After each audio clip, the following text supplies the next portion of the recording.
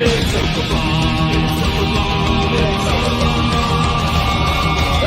night in with MauLer and the drinker, getting trashed with the web stream nickers. A cheap night cause I'm feeling kinda thrifty, got a 10-pack of beers and a bottle of whiskey. Hop up the cork, have a glass of wine, I'll stay safe, I'll be fine. Trouble walking in a straight line, but pour me a Pinot Noir. It's open bar with our hosts, MauLer and the critical drinker. Right, enough of that nonsense. Let's begin the open bar. Hello, everyone. Okay, goddamn. Oh, so happened so fast. It's like I'm not messing around tonight, okay? Get this done before I collapse. Yeah, it's good to be back, MauLer. I've missed you, my friends, my lover. You too. Okay, you're not supposed to say that online. Yeah, okay, we'll do that later. Okay, that's for the weekend. No, we obviously had to postpone open bar from last week because I was off in Egypt looking at a bunch of really old stuff. But now I'm back and I'm in Scotland and it's cold and grey and rainy, like it's been for the entirety of like, this year. My God, rain every single day. Is that all of Britain or just particular parts? Because holy shit, man, it's Scotland. Yeah, well, I don't know what it is. Well. I mean, I said this on Twitter today, right? It feels like it's been February for the past 6 weeks. Like every day's just been the same, and so you start to lose all concept of like progression of time or anything. It's like being in the hole in a prison or something. You know, you lose all concept of reality. Especially for you, because you had a whole chunk of February, then you went to Egypt, which would have been crazy fun. All of a sudden, you come back, it's like, welcome back to February. We've still got 10 days or so. Well, that's the thing. If I can do that, right, and like go on a fun holiday and stuff, and then come back and still feel like the month is dragging, like then it must be bad. You know, it's bad. So, yeah. Well, anyway, we're here. Hopefully, open bar is going to lighten the spirits. Yeah, we can do that. We can make it. The spirits. Nice little wordplay there. So I got some spirits that are going to lighten things up. Anyway, no, it's good to be back at a Night of the Seven Kingdoms. That helped to raise my spirits as well. So that was all good as well. But we'll talk about that on the bar when everyone's here and all our guests are brought in. But in the meantime, how about some pointless facts for the year? In this case, 1974. How long until we've actually caught up with the ones we were doing before? I think we've got 8 more. I think we got to 1982, I think is when we began. So, yeah, not many. Not many. What are we going to do when we catch up? What are we going to do? Just like bring our guests straight in, I guess. What? I don't know. We'll think of something. I could do a strip tease for people if they want, and then get the channel blacklisted. You shouldn't bait that to the channel. They're all the chat are gonna go nuts now, saying like, "You promised." Yeah, said you would get naked, drinker. What are you doing? All right, here you go. There's stuff that happened in 1974. First and foremost, the Watergate scandal finally culminated in President Nixon having to resign.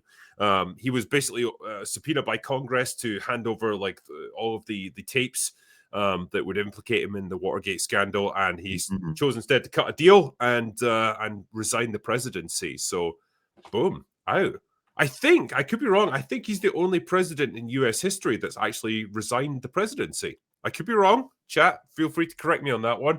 All the other presidents, like, who left or, you know, whose terms ended early, either got assassinated or just fucking died in office.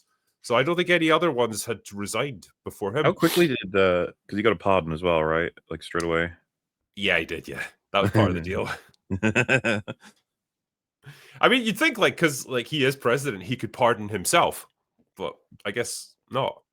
Yeah, I wonder what the rules are on that. Maybe you're the only one that you can't pardon.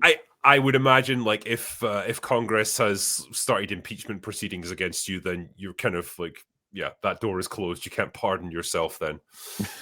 Damn it. Because otherwise, yeah, it'd be a bit of a loophole. Over in the UK, things were not looking good. We actually had widespread strikes and an energy crisis because all of the coal miners went on strike, which means we couldn't run our power stations because we didn't have nuclear power back then because we were retarded, and we still are, in fact. But it meant that we had to have a 3-day working week. Companies were basically banned from using electricity for more than 3 days per week, which didn't exactly do wonders for productivity. The only people who were exempt from that were hospitals, data centers, supermarkets, and printing presses, apparently. Remember when people used to care about newspapers? Well, I always like the That's- jokes too of like, at times of stress and possible famines, like British cuisine stayed exactly the same. You're like, we know how to survive. It's about as basic bitch as you can possibly get. Yeah. I think Ryan Kinnell described it once. He was talking about Disparu, and he's like, "You have the taste buds of a fucking Victorian orphan," and it's like that's pretty much British cuisine, Here is your slice of toast and some gruel. Yeah, Yay! spice? No, thank you, sir. Also, television companies had to stop broadcasting at 10:30 at night in order, again, to conserve electricity. So, I mean, how much power did they really use? Apparently a lot, I guess. Also in that year, the Rumble in the Jungle famously happened. Muhammad Ali defeated George Foreman in an 8-round KO. Absolutely spectacular fight. One of the few examples, actually, of a boxer going into a fight with an actual plan and a strategy and seeing it through. And not having it completely fall to pieces once the punches start getting thrown. So, yeah, incredible thing to witness and a very, very impressive feat on his part. In the world of movie making, it was by far the year of disaster movies. I think there was 3 different ones that year. So you had The Towering Inferno, Earthquake, and Airport.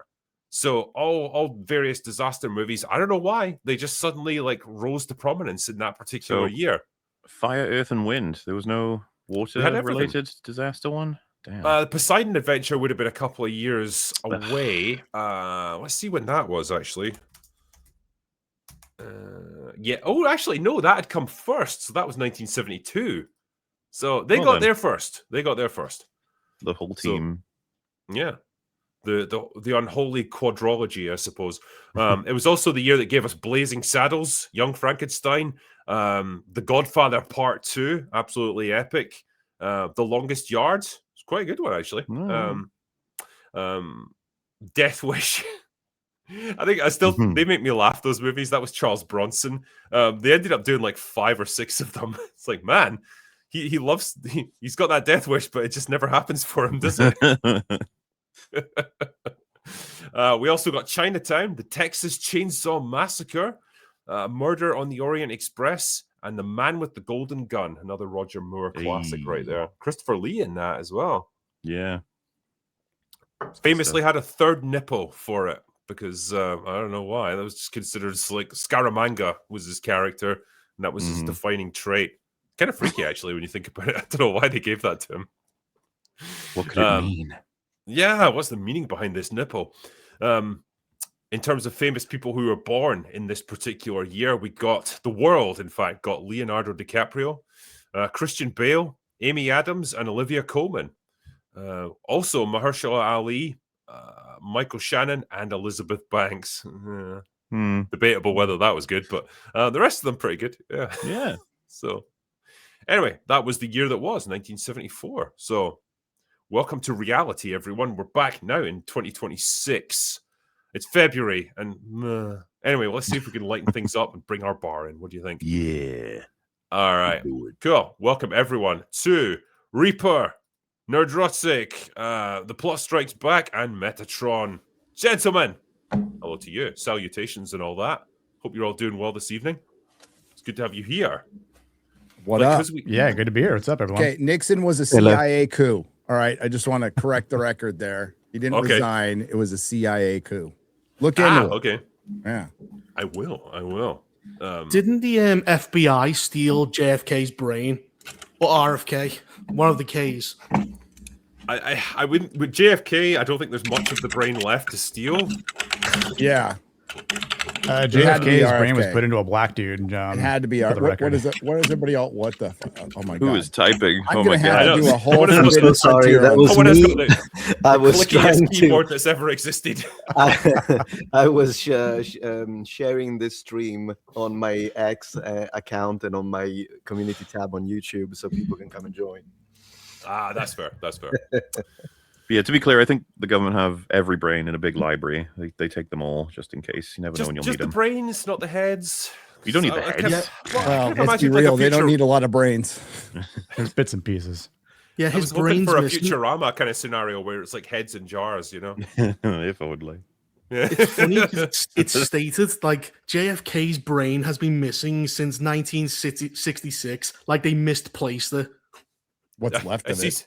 it's easy to misplace, I suppose. I love the idea that some random government worker just stole it and took it home, and it's like a party piece. Every time he has people round for a dinner party, he just brings out JFK's brain and puts it in the middle of the table. Yeah, you won't believe what I've got in my basement.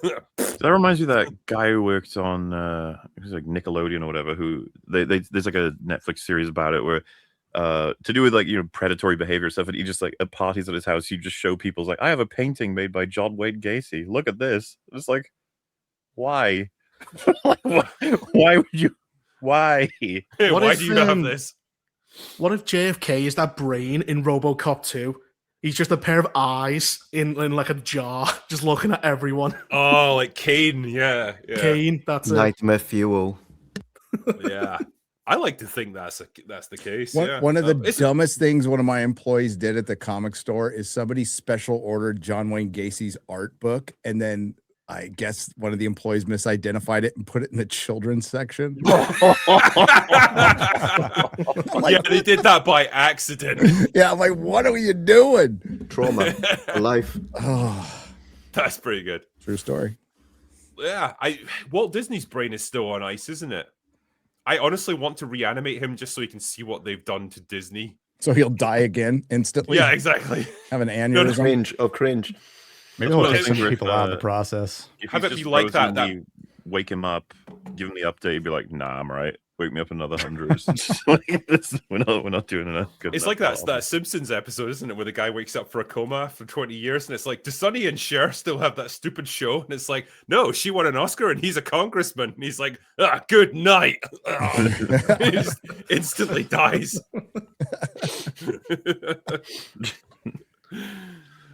What on earth do I talk about first? I suppose I should start by saying that this is almost like a trigger warning. It's a warning to not bully Starfleet Academy, right? Because you guys need to stop, because you're ruining it for everyone. And if you don't stop, we might potentially see Star Trek get put on ice. It might get put on hiatus for the next 10 to 15 years, which I know is threatening us with a good time. Horror. But yeah, this seems to be the prevailing wisdom that's been going around. There's a lot of people talking now about like one that's all of the negative publicity around this show is purely just review bombing by like alt-right chuds and all the usual stuff, because of course it is. It's definitely not just definitely not just people like genuinely critiquing the show. But I love also the idea that if it wasn't for people like us, like content creators criticizing it, it would be a rip-roaring success. It'd be like, well, no one would watch it anyway. It's just, you might as well let someone make some kind of money out of it, I guess, because Paramount never will. But it says here, it seems that people, let's call them the usual suspects, began review bombing Starfleet Academy as soon as it premiered a few weeks ago. They weren't thoughtful critiques. These were folks just reflexively and maliciously slapping the new series with 1-star ratings on Rotten Tomatoes. Is Starfleet Academy perfect? No. Is it cheesy at times? Absolutely. But if we keep complaining and tanking its ratings, just because it's not how we think Star Trek should be, the only outcome is that it gets cancelled and we get nothing else. Oh no. Good fair criticism is correct, but you can't help a new series leave its growing pains behind. Review bombing damages us and Star Trek.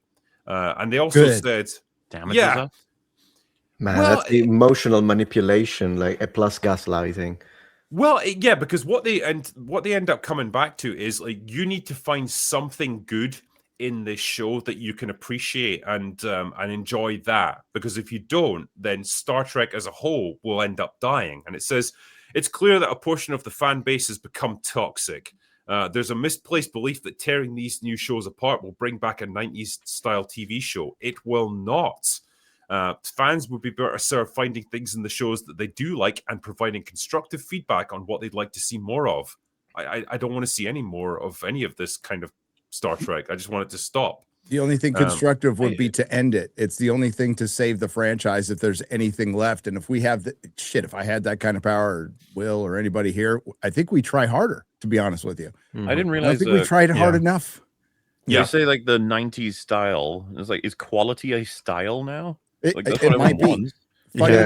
funny that you say that, because Legacy, Star Trek Legacy, which Starfleet Academy replaced, it was originally conceived as an episodic procedural science fiction show of 20 episodes.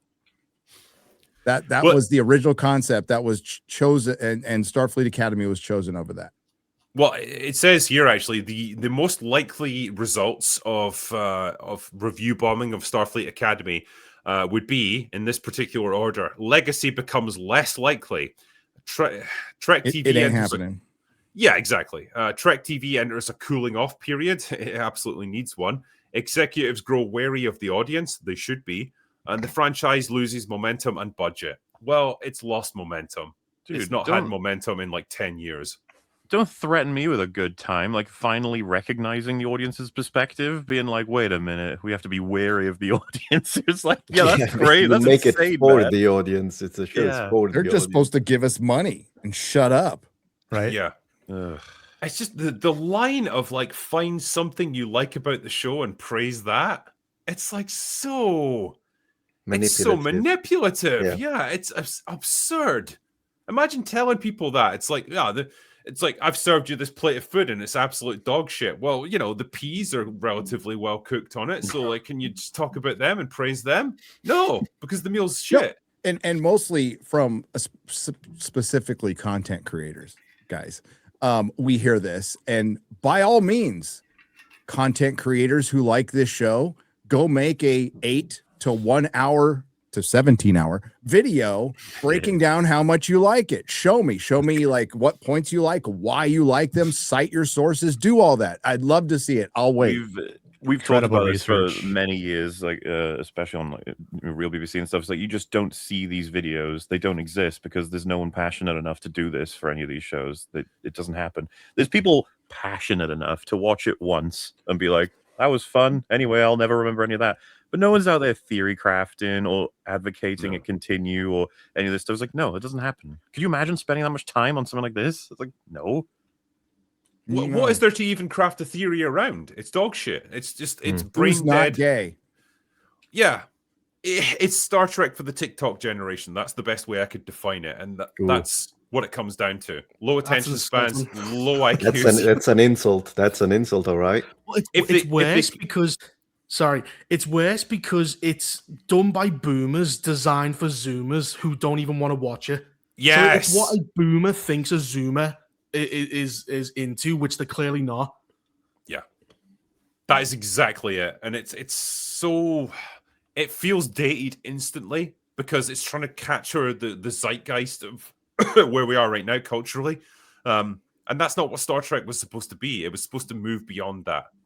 That's always been the problem with these shows. They bring the current dayisms into everything, the current day vernacular, the slang, all of that stupid, retarded shit that we have to deal with day to day is put into Star Trek now. It was supposed to be something better than that, and it's not.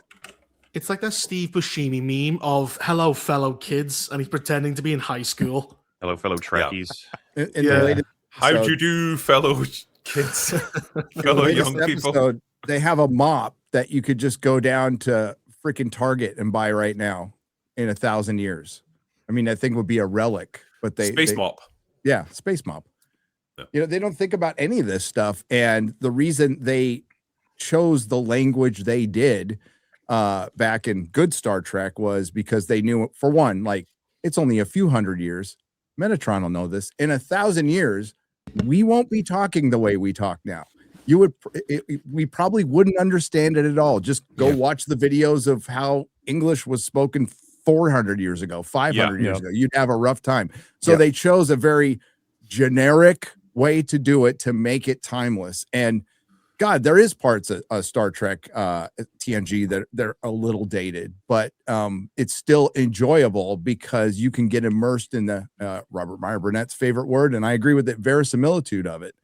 And it's instant, like you said, it's dated automatic. When they have fucking earbuds with LED lights, and it's like, yeah, we have those now. Like, those are space earbuds, though. They would just, you would have an implant, and you would just be able to recall whatever music you want from your own memory and hear full songs. in a You know, 1,000 that's years. so interesting that you say that, because I've actually seen, and I was gonna make a video about it. I saw some paintings, not paintings, they're like cards, but they're hand drawn from the 1930s, where they were trying to imagine our future, and they got a few things right. Like they show these people that are like sitting and they're like projecting what appears to be some kind of a Skype call. It still looks old, and that they have everything wired, so it looks more like the 90s rather than us. So they didn't think of the wireless idea, but it's pretty impressive. Like if you put your mind into it and have good writers, they end up predicting some technology in the future. It's fascinating. The Jetsons And got a I don't lot know if you right. guys saw this, but there is a game for the NES, and it's so funny. It's called Silius. It was, I don't know if you know it. It's fine. That doesn't matter. Oh, I Anyways, beat there that is game this- twice.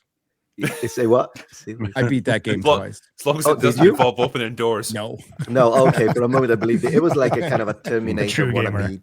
It was kind of a Terminator wannabe. Anyways, we're talking 8-bit NES, and it's funny because they talk about they're in the future. They are exploring worlds, interplanetary colonies, but then they show floppy disks because they couldn't imagine it. And so they still have freaking floppies, but they're multiplanetary. Nice. Well, I mean, like, you know, Star Trek, especially TNG, delved into a lot of this stuff. Like, they predicted the rise of, like, iPads and that sort of thing. Like, Picard has, like, a data pad. They inspired them. Right. Probably, yeah, exactly. No, they directly inspired an iPad and an iPhone. Yeah. Jobs said it. Wow. We still don't have holodecks for porn, but, you know, it's only a We're matter of working time. on it. We'll get Yeah, there we're before the getting there. flying car. I want some top men working on this one right now. Scientists. Yeah, get our best people on this one. But yeah, I mean, it's you know, I'm not going to delve into like too much of what Starfleet Academy is, because we've talked about it like ad nauseum on this channel already, and like I know only a few of you are still sticking with it, like brave souls, but I can't do it anymore. But just this It's this starting idea, to hurt, bro.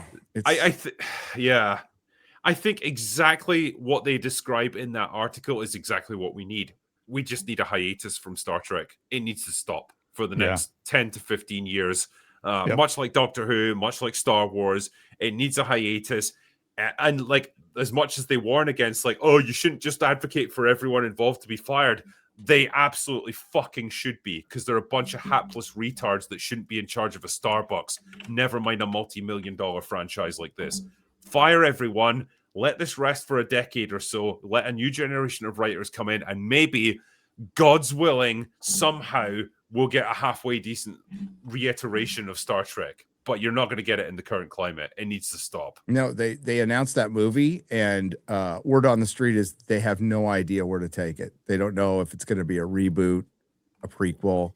They have no idea. They just announced the movie. And this is Skydance. This is the Skydance Paramount, who is responsible for Kurtzman Trek, because they brought us JJ Trek. So don't get so excited about Paramount possibly taking over Warner Brothers.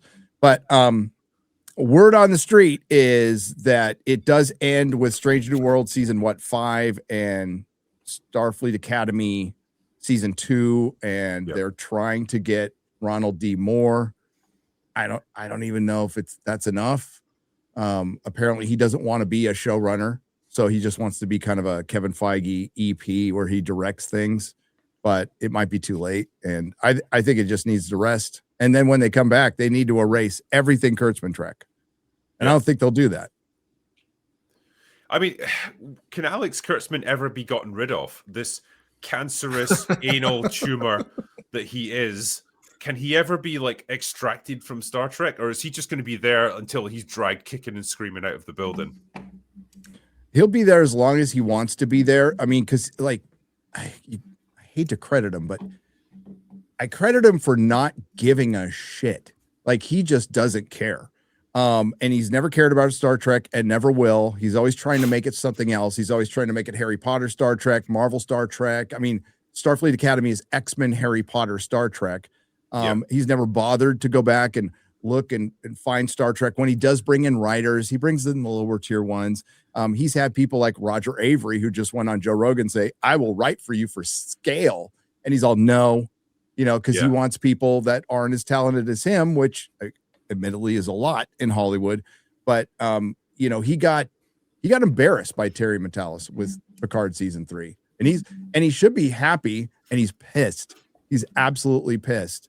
And I think he's really good at bullshitting board members and executives who never watch their own shit and don't care.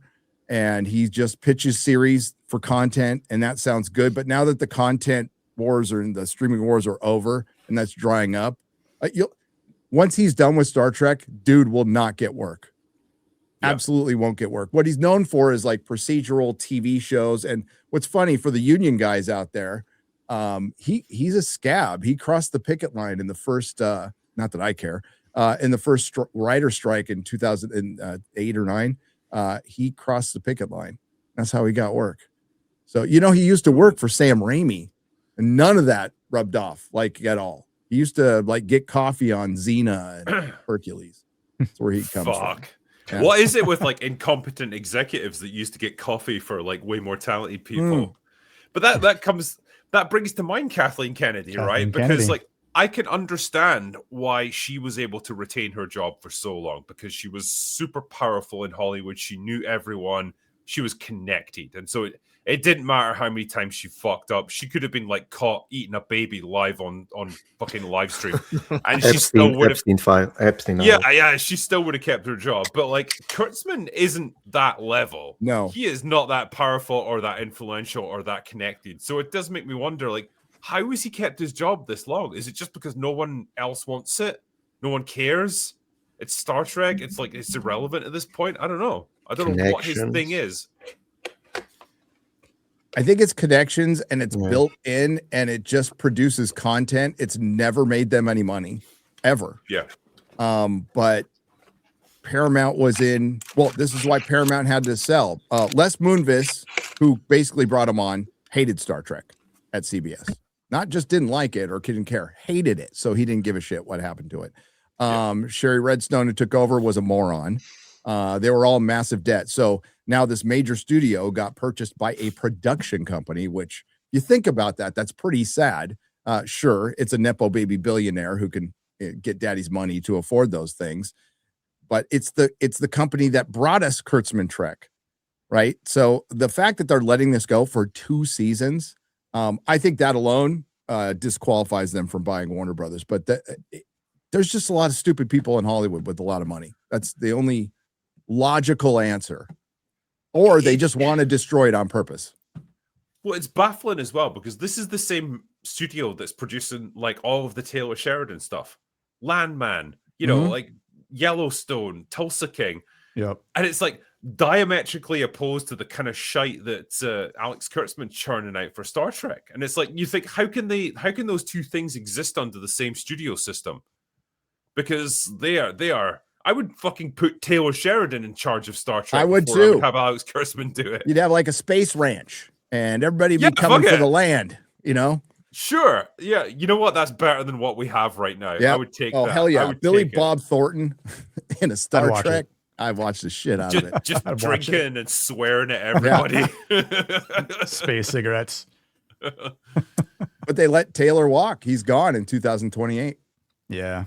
Oh, stupid. He's gonna move on to feature films though. Yeah. Surely.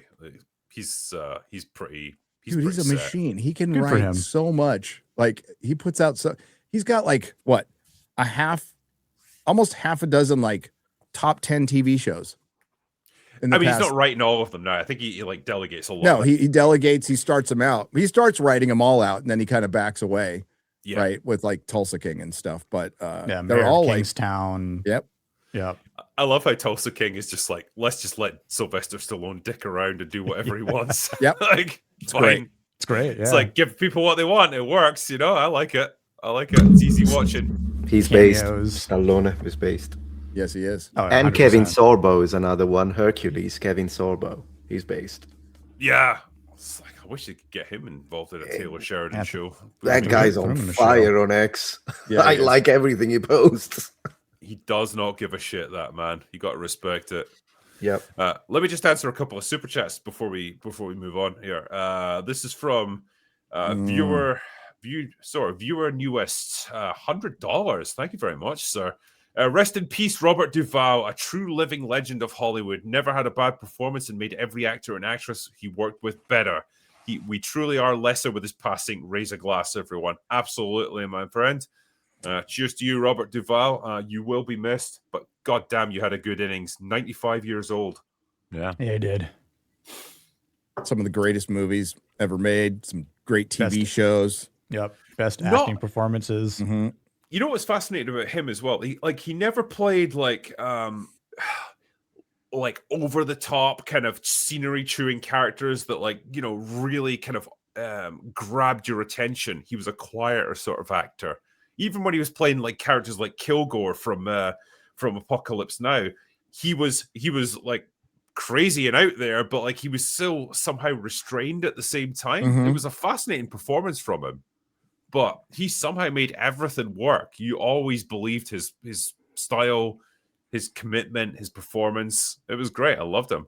And as you said here, yeah, I don't think he ever really gave a bad performance. Yeah, Reaper, I hear you're loving the new season of Fallout 2. Clearly, yeah, I can see from your videos you love it. You're the only person I saw even talking about it for some weird reason. I thought the show was popular. It's awful. In certain spheres.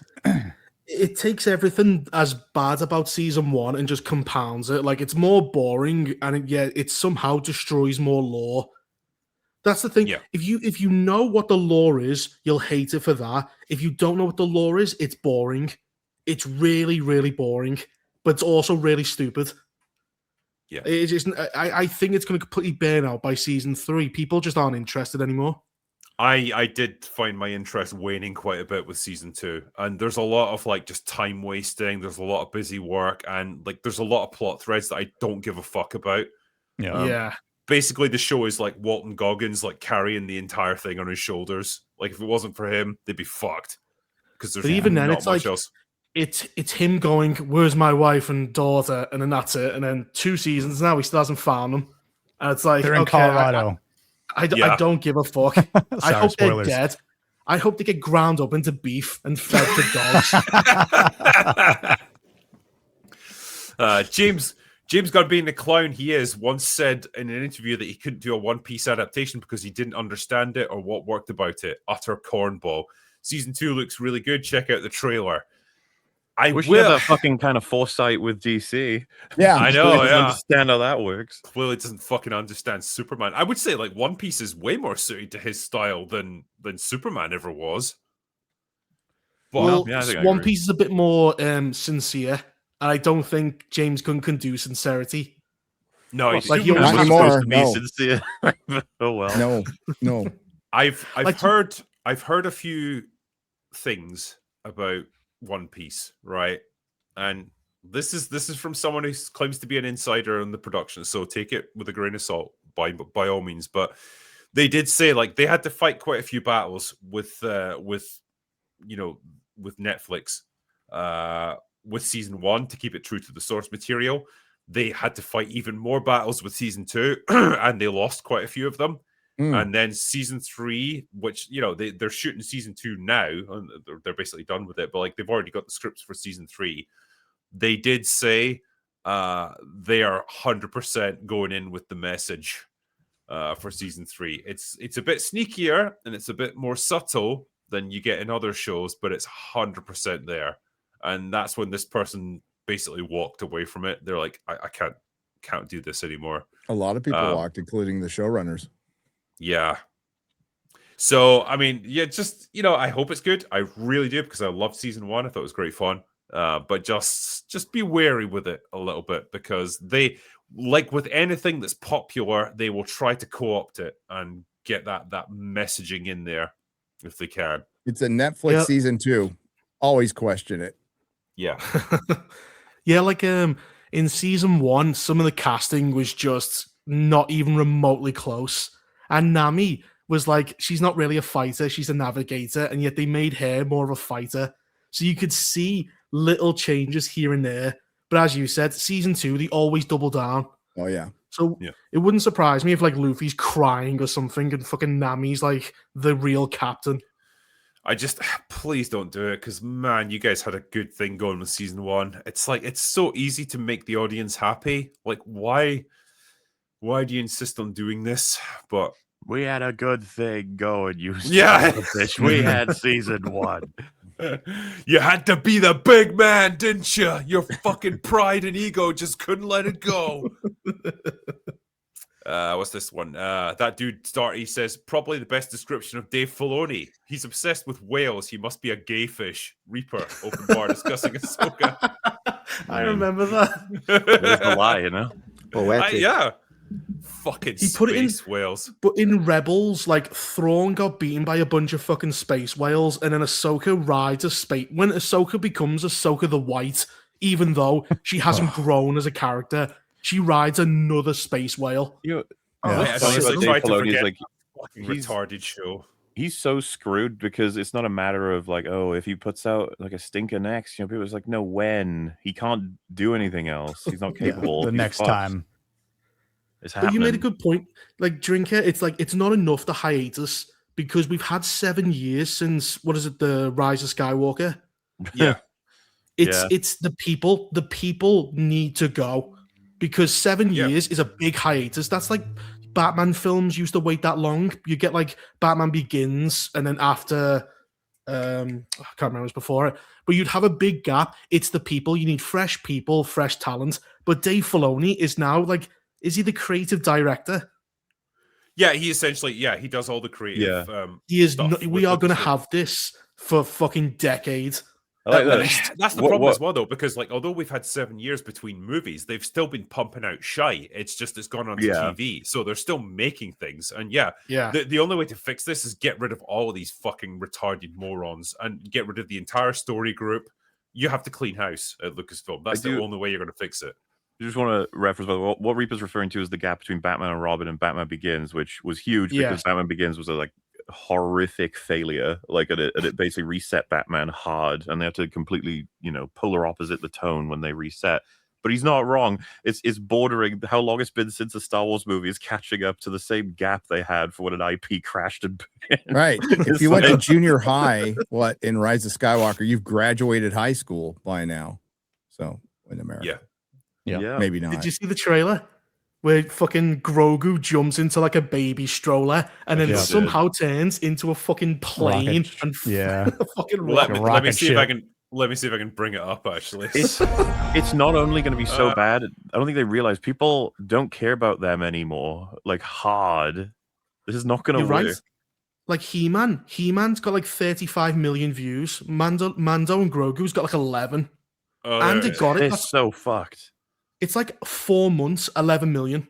Nobody gives a fuck. They did this, man. This is all their This fault. is for kids, man. It's just straight for kids. Look That's at this it. fucking bullshit, right? And then he puts his I little still lap love bar the down. Mandalorian helmet, though. off he goes. Mandalorian helmet. It's always nice to see. Now this is pod racing. But like, Oh, but God, to be real it for a second, it's like makes me- this is Star Wars. This is what their front runner is for the movie. It's like, what the fuck are you guys doing? This whole trailer had me scratching my head because having watched it start to finish, I watched it twice before we started Open Bar tonight, right? I could not tell you what the plot is, who the enemies are, what the overall state of the world is. Doesn't matter. Nothing. It's like a series of disjointed things happening. That's all I got from Well, this. There's yeah. nothing. As we're saying on Real BBC, right? It's like we got knockoff Boba Fett, knockoff Yoda, knockoff Jabba the Hutt, and we're probably going to get knockoff Vader back with Gus Fring. It's just like, you guys suck. What's his face? Endo is in it too. That one bounty hunter. Gus there's a Fring, baby please. Greedo, and did you see the meme going around MauLer of Yeah, I did. the comic from The Simpsons that says "Baby Watchman V for vacation"? It's so good. I cannot emphasize enough how much I fucking hate this thing. This little green piece of shit here. Like that's like I take great pleasure in showing like him getting put into a hydraulic press and squished. Like as often as I can in my videos. Whenever I talk about the Mandalorian, it's just that. Quick Because play I the clip hate of Az ripping the head off a Baby Yoda doll. It's from you like have it? 3 years ago or something. Yeah. No, but it's funny. I'm impressed that he did it. Actually, it's pure fucking rage driving him. But how come the Razor Crest is back? By the way, is that just like don't think Oh, about it's it? He's what just a got a new- rebuild. Just a throwaway scene with someone says, "Oh, yeah, I picked it up from the space garage." They made got- another one Got a new one. Yeah. with why? yellow Who's gonna- decals. Yeah, I mean, who's going to be interested in this? Martin Scorsese apparently, Kids. because he's got a voice of this character right here. This scene. Pure cinema. Is it this? This guy? Yeah, that's the All right. Oh, no, good old Marty. I love the armor Close for the though. night. Thank you. That was Oh, Martin God. Scorsese's contribution. It's his That was fucking Mark- granddaughter Oh, no. bringing him in. Like, she keeps doing those fucking videos with him. What, he's like this confused old man that doesn't know where he is or what's going on. Yeah. Or the... She's making him sign shit. Like, yeah, granddad, you should go on fucking Star Wars. That's what the hip kid, cool kids do. Well, and then, Anyway, and then where's he'll the be like check? to his other OAP friends, he'll be like, "I'm in a Star Wars picture. I'm one of those monster people." Going great. Probably doesn't even say that because I'm in Harry Potter. Does no idea what franchise he's in. Yeah. Look at this. though. Live the Empire.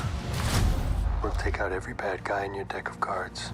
Ooh. I didn't think it So was possible for scary. Pedro Pascal to put in less effort, but he's found a way. He's found a way. But This is what he's been the whole fucking time. Yep. He just This- talks this like bit- this the whole time. Never. this made raises me his laugh, voice. right? Because this was like the scene that people were showing on Twitter where it's like, we're so back, baby. Watch Peak this. cinema flamethrower. Like, it doesn't even set them on fire. They just kind of fall over like they got Yeah. knocked out. But Yeah, What- somehow what the was ground happening there? stays lit on fire more than they do. So science. Dude, the Because- we're so back people will be saying it's so over as soon as they see this. Trust me. It's like the actual movie. I mean, Mhm. yeah. it's The annoying thing it's is, gonna though, be is so like bad. he's wearing literal plot armor. He's invincible until the plot says he isn't. So, like, Yeah. he's never in any danger.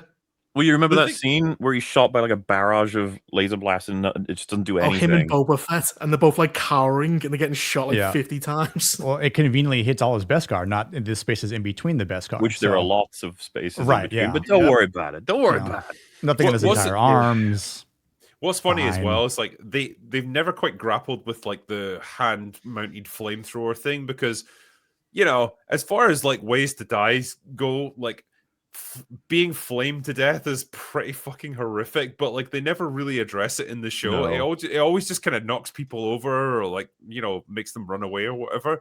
It never like gives them a horrifying burn to death kind of experience because you don't want that in a kid's show. But it's like, well, why give them a fucking flamethrower then? It's like, It would be funny. Cool. It would be funny if one guy just screams for about 5 minutes, going, "Ah, kill me!" And just like, Traumatized. Do it though. now. oh, my skin's melting off. This isn't about revenge. There was a time when seeing Sigourney Weaver in a movie meant something. She is in a remarkable Long amount of ago. shit. Like, and She- it sucks because every time she's Shit is the brought in as operative word, bro. Mhm. referencing Ripley. That's like the only reason they ever drag her into these sorts of things. Like, course. you know her 'cause she's Ripley. It's like, man, just nothing else, no other reason. Because she's not going to do anything in this movie. No. well, she Quest says giver. she also doesn't give a shit because she was saying like Alien Earth is like Yep. fresh and new and it's a Yep. great idea, even though Yep. it was absolute dog shit. She never watched an episode. Come on now. It's one of the worst No. TV shows ever made. Yeah, it was We know she PR, never watched an episode of that. paid PR. Absolute retardation.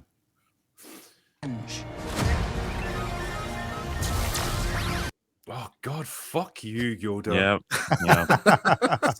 Man, Fucking hate many you. scenes? How many scenes? If I had been dumb enough to buy a doll of it right now, I'd rip the head off it. Oh, when's he gonna start talking? It's Come on about now. preventing another war. Football movies. One more movie. Yeah. Yeah. Well, he's creepy because he's got the awareness of an adult, yet he acts like a baby, like some weird Yeah. fetish he's got. Yeah, I mean, he eats like, the young of taken him- other species as well, gleefully, even though he's told not to. it's taken him 50 years to get to this point where he can't even form words. Like that's got to be some kind of retardation right there. He's- Like he needs he's on to the be in a slow special train. needs. Yeah, But he's he on the can- short bus. Yeah. But he can fly a baby stroller going about 90 miles an hour. Well, remember they Force. gave him the fucking device to let him say yes and no or whatever. The And then they IG-11, whatever it Yeah, was. then they just dropped that. It's like that's the cleanest communication you've ever had with that fucking thing. But never mind. Yeah. Strap in.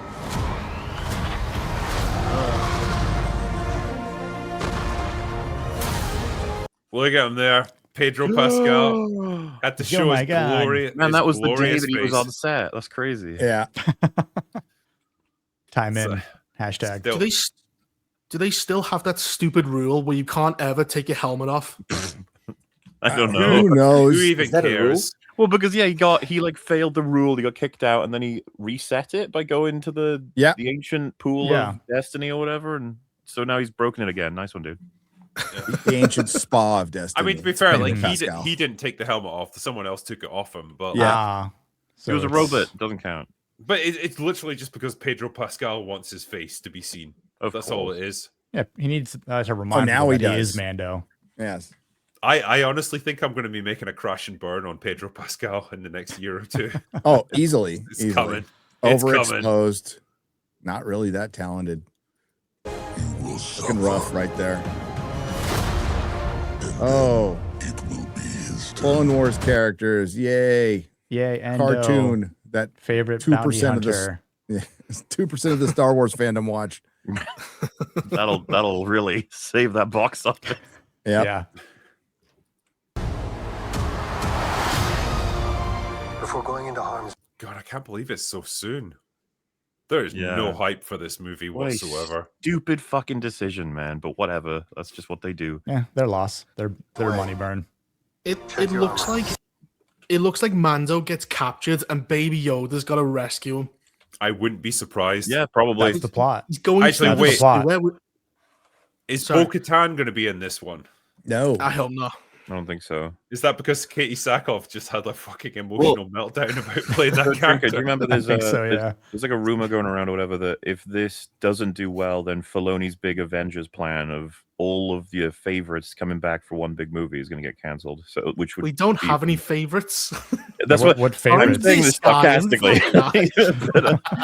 But we're talking like The ones who are bringing back, dead. Getting Tamura Morrison, Boba Fett back, Katie Sackhoff's Oh. Bo-Katan, fucking Ah. Ahsoka's going to be in it. Din Jack Djarin, Black. Probably CGI Schneebo. Luke, CGI Lizzo. everybody. Lizzo. CGI Luke, CGI Han, Jack Black. CGI Leia. CGI CGI dignity. Carrie is coming back. Yep. Martin Scorsese. You know who won't be back though? Gina Carano. Gina Carano. It's like, Wah. they, Yeah, they right. ain't gonna put her in there, that's for sure. But no, I just love the idea that if this does badly or even okay, then that gets cancelled. So Dave's foray into being a filmmaker will be like, back to the TV shows with you, back to Disney Plus, buddy. Yeah. Oh, He sounds Lord, like the idea that this is gonna do well. It's like, no, it's not. But do you think like he'll be thwarted? Do you think he'll be like, well, if I can't have that, I'll do it on the TV show instead? Yes. He'll find Yes, a way. 100% He'll find yes. a way. Yeah. And however well this thing does, it will be overinflated, both in the sense of we'll get insane articles talking about like how this is actually more of a success than you realize, but also the whole like they're banking on the gap in the theatrical releases of Star Wars, and you can only do that once. So like, best of luck for the random people on Earth who are like, is that a Star Wars? I guess we could go see that. Yeah. You won't get that the second time around. So best of luck.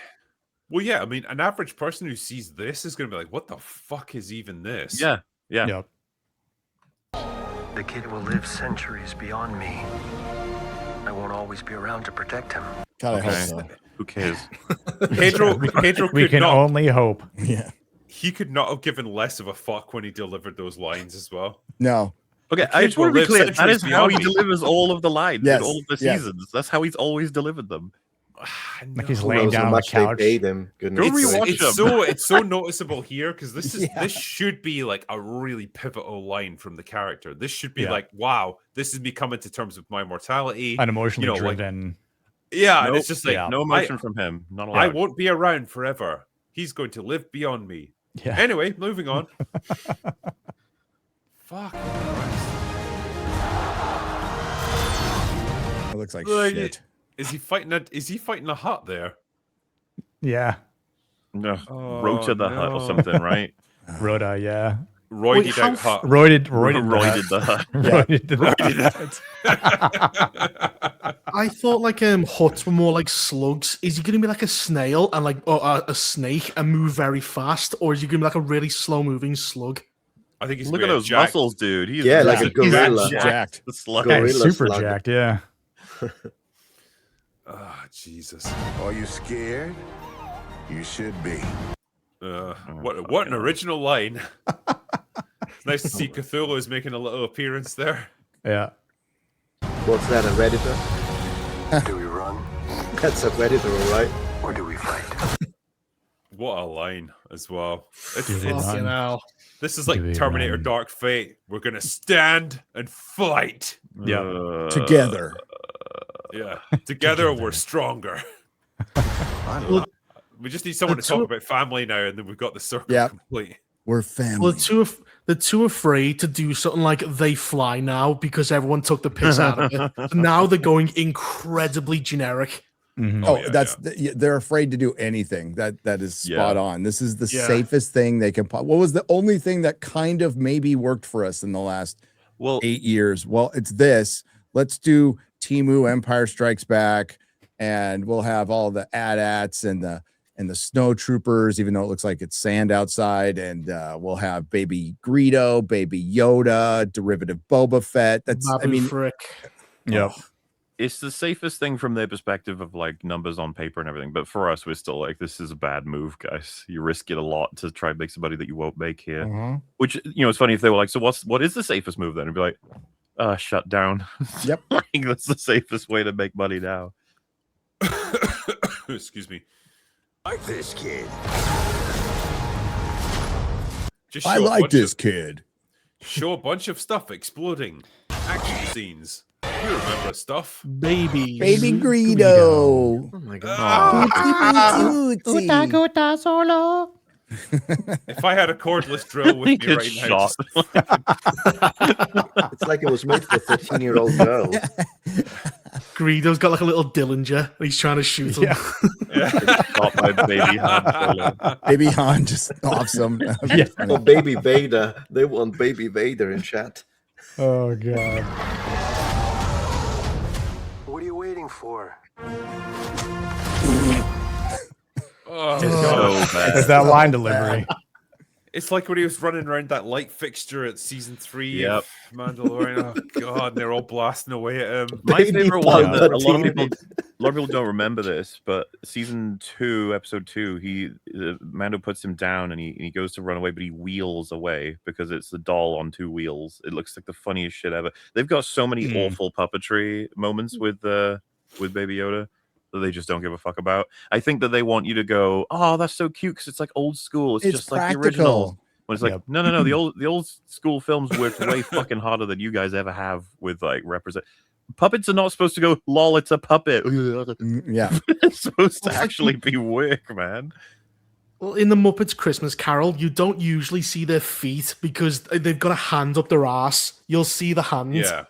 So, like, that's the whole point. It's camera work, but they don't do that, as you said. Yeah, it's clever camera angles. It's like creative, like shot composition. Like that's what makes it work. They don't bother with that here. It's like, fuck it, just throw it all together. Now they have people with hands up their ass.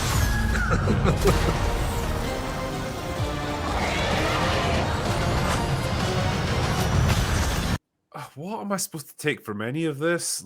It's just noise. It's visual noise. Noise, yeah. Yeah. Yeah. Worst Mandalorian, logo. Grogu. Like such a low effort logo. Everything about this is Everyone consume product. Get excited for next product, everyone. Yeah, to be honest, I could have made that logo, and I'm terrible at Photoshop. I could have made that. Yeah. We all could have, man. Look at the way we constructed the A's. Yeah, without the line. Without the line, guys. We're so meta. They're upside down. What was the V's. Christmas one? The Super Bowl one, where they're on a bunch of like what are they called? The Tauntauns, yeah. What was that trailer? For $8 to $10 million, right? Worth $10 million.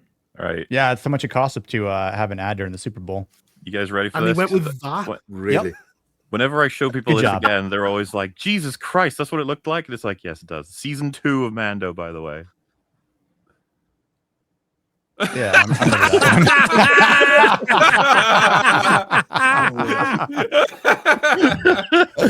Oh, Jesus. $100 million show, everyone. Yep. I'm this shit actually was so amazed it fucking didn't funny. fall over. Yeah, I'm amazed. Oh, Yeah. God. they keep Oh, and getting this away cut- No, with it it. probably did fall over. That was 15th take. I know Yeah, they how many cut takes right did as it go through. Oh, Oh, God. Man. What kind of timeline are we living in, honestly? I don't know. That's amazing. I love it. Oh my god. Like they do that, like the people who did that, like, so feedback. You're just like, what the fuck? I mean, yeah, it was It a was choice. approved. Print It was it. definitely It a was choice. approved. Who Yeah, let approved me it? let's see if I can lighten the mood here. A Knight of the Seven Kingdoms makes me want to be a better person. It's got a good message in it. It Mhm. is. It does. I think it's about time we talked about this because golly gee whiz, like in a time of darkness and mediocrity, this show has just like lifted people's spirits a little bit. Yeah.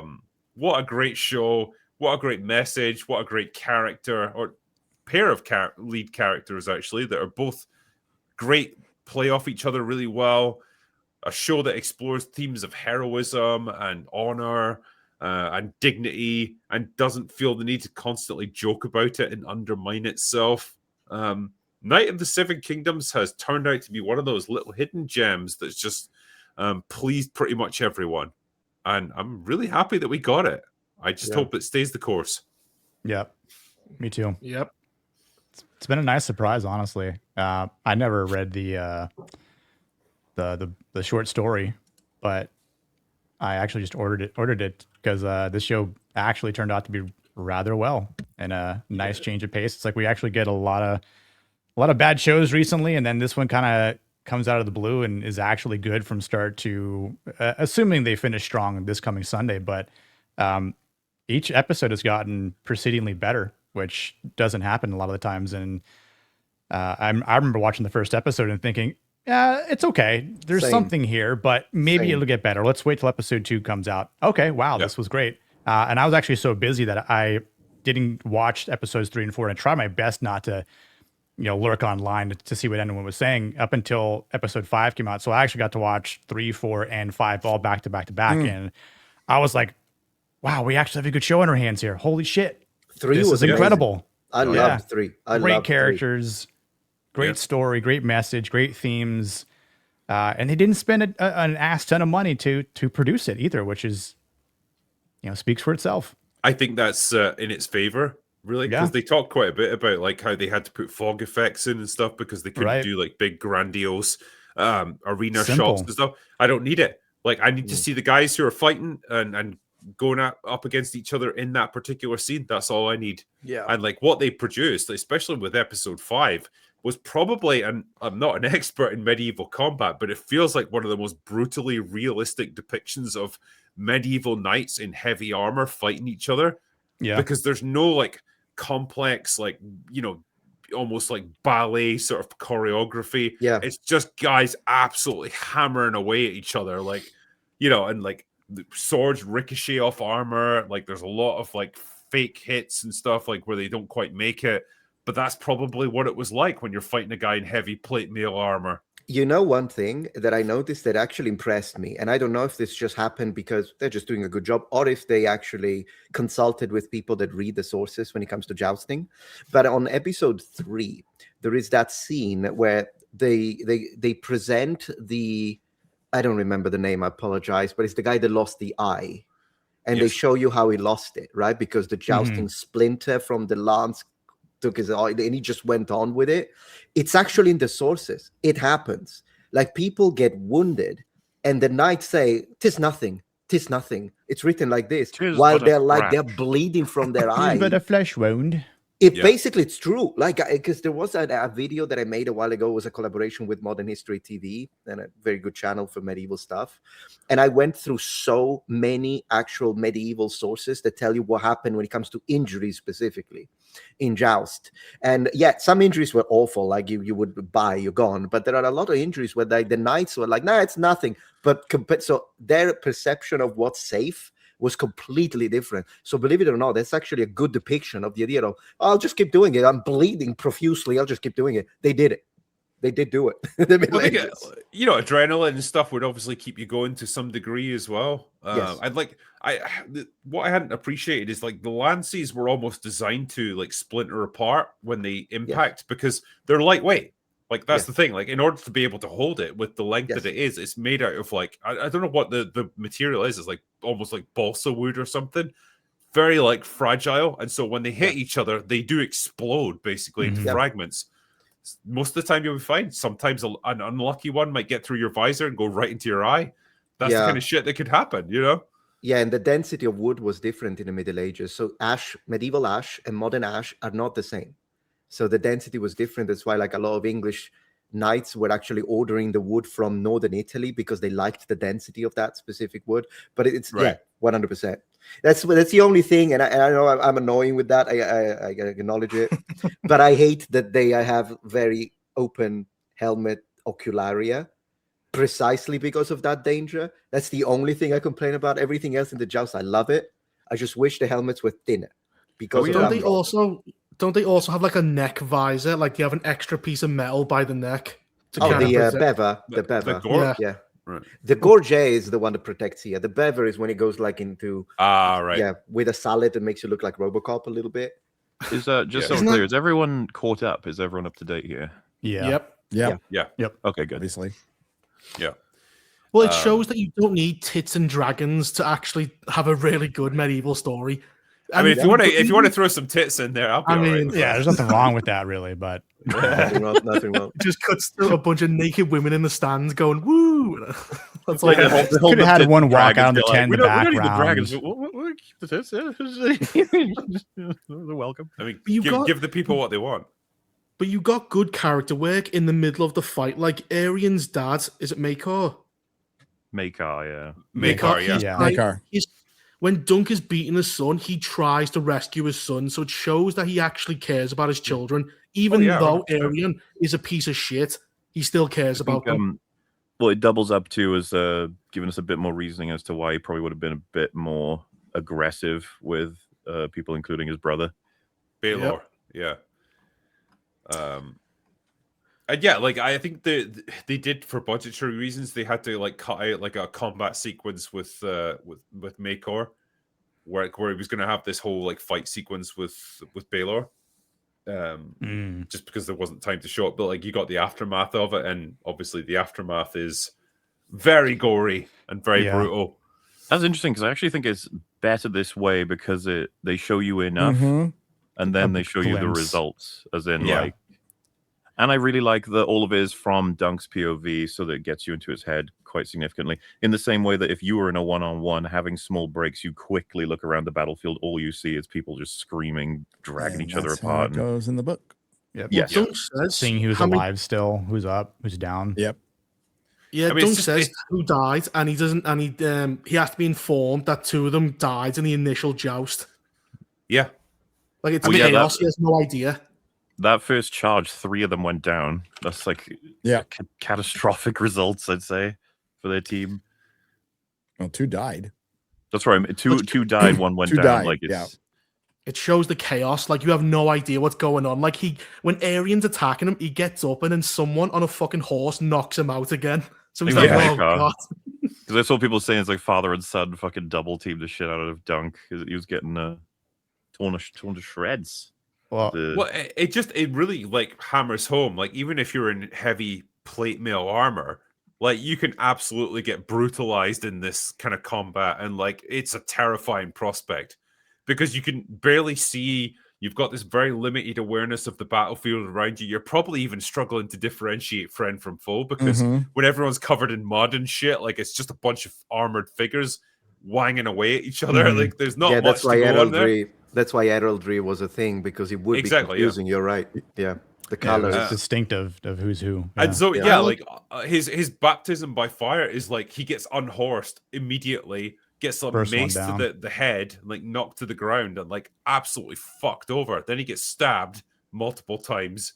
Like that's the brutality of this kind of combat. But like that's how it was, and I like that's his the, first experience of it. Yeah, and a when he mace to falls the off- head. Sorry, Reaper, I No, apologize. so go on. A mace to the head when you're wearing the helmet, having received one, I'd like to underline. It's of course the helmet prevents your skull to be cracked, so it's still preferable. But the sound, guys, the freaking sound it makes, it's deafening. I'd like to underline. Like it can stun you for a moment, even if like you get an arrow, by the way, and it hits your helmet. The sound it makes is ooh, Is it like being in a bell? yeah.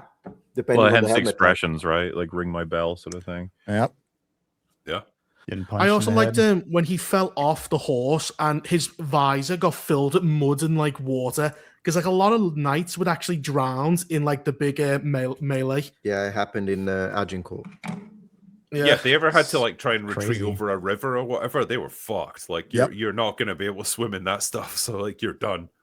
Isn't it most people were killed by they carry like a little stiletto? Isn't that how you usually get into like a wrestle and then you Yeah, stab them it's, through the eye with a little knife? Yeah, that's what you would do to subdue a knight. So if you're on top of the knight and you are subduing him, you could either try to open the visor, which is a problem actually. There are some medieval people that are saying, hey, my mate there got stabbed because they opened the visor. Can you make it so they can't do that? So they invented some locking systems because that was happening a bit too much. It's in the sources. But yeah, in general, you would use like a rondella dagger to finish them off. Because yeah, like a broadsword is just like it's like hitting a piece of metal with a hammer. Like it's not going to do an awful lot, is it? Like you're just trying to like beat them to submission. Like as you say, you're probably going to need something more precise to just get through like a gap in the armor in order or to half take sword. them out. So when you like hold the blade, so that you have more precision. Well, they show them doing that in this, Yeah, which is like, it's correct. Because like it's not a very glamorous looking pose when you're like holding the sword by the blade in order to use it more precisely, but it's great to see because And that's stronger. what they actually did. Yeah, the penetration, like for the male part, because you're not going to penetrate the plate, but you can penetrate the male, and this is a direct route to the heart. We were made aware of it through like a super channel on Gary's channel, but Metatron, did you see the murder stroke? Oh yeah, the one upside down we're hitting with the totally. With the it's just like holy shit, good for you. I loved it.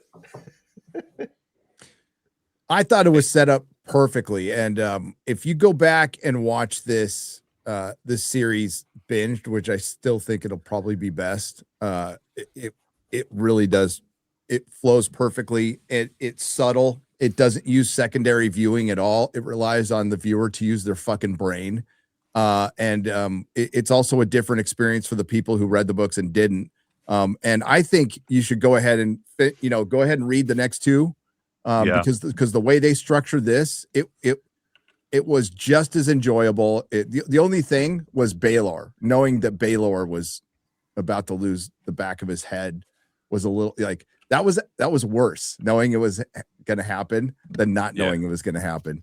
But and then you'll get an idea of like what this show really is and why it's so different from, I don't know if we're going to talk about House of the Dragon, who dropped a trailer today. We will.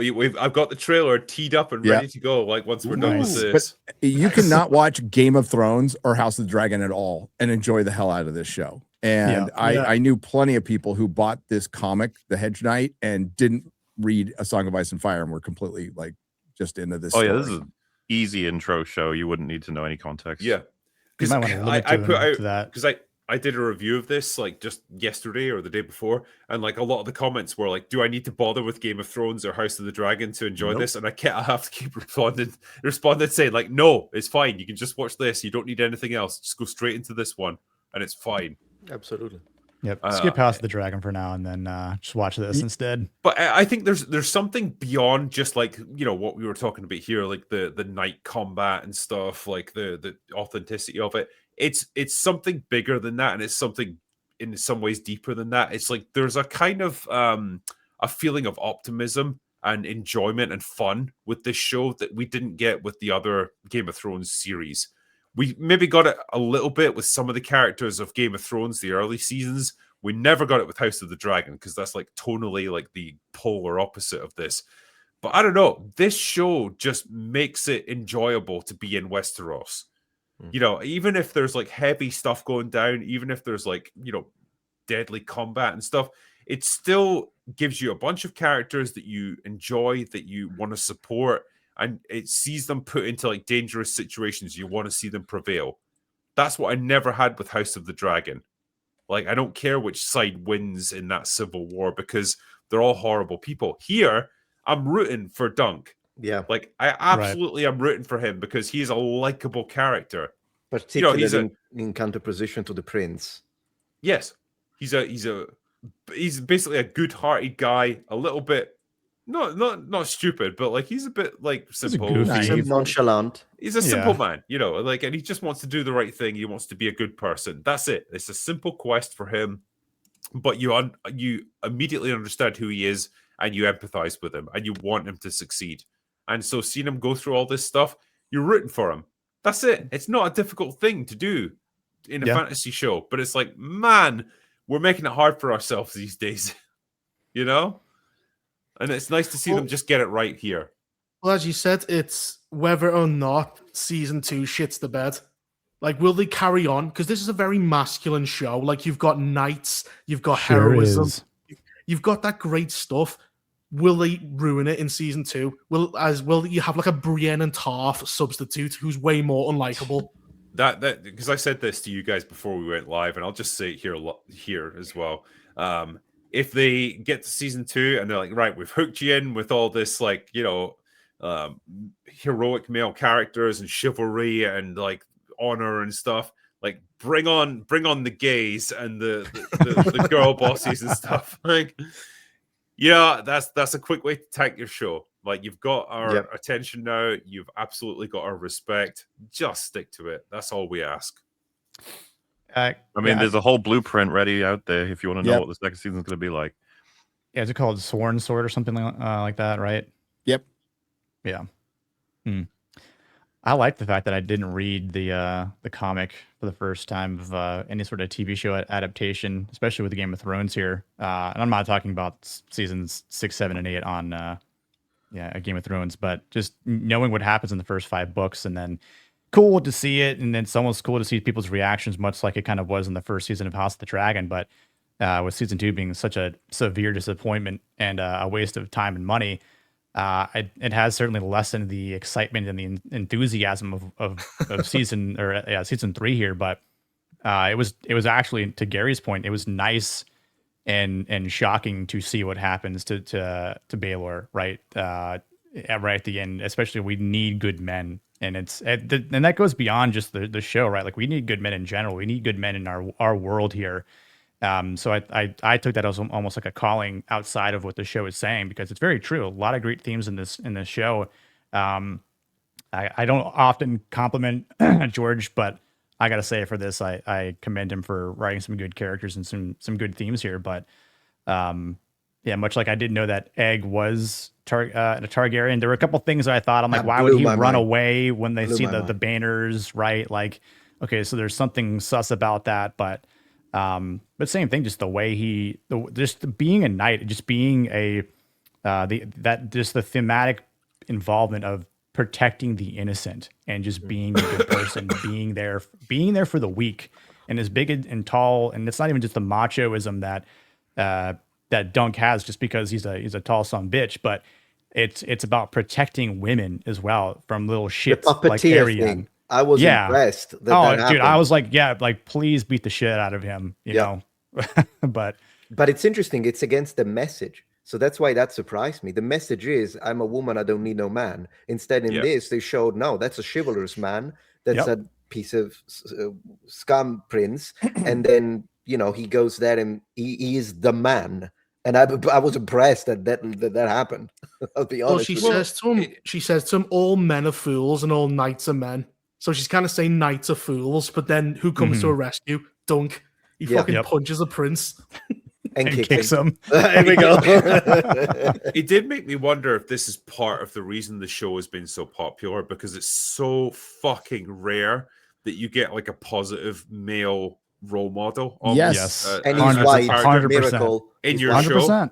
It's Right. like it doesn't feel It's- the need to constantly berate him and knock him down. And every time he tries to do something heroic, he gets put in his place by a fucking woman or whoever. Mhm. Like the show actually just allows him to try to be a good person.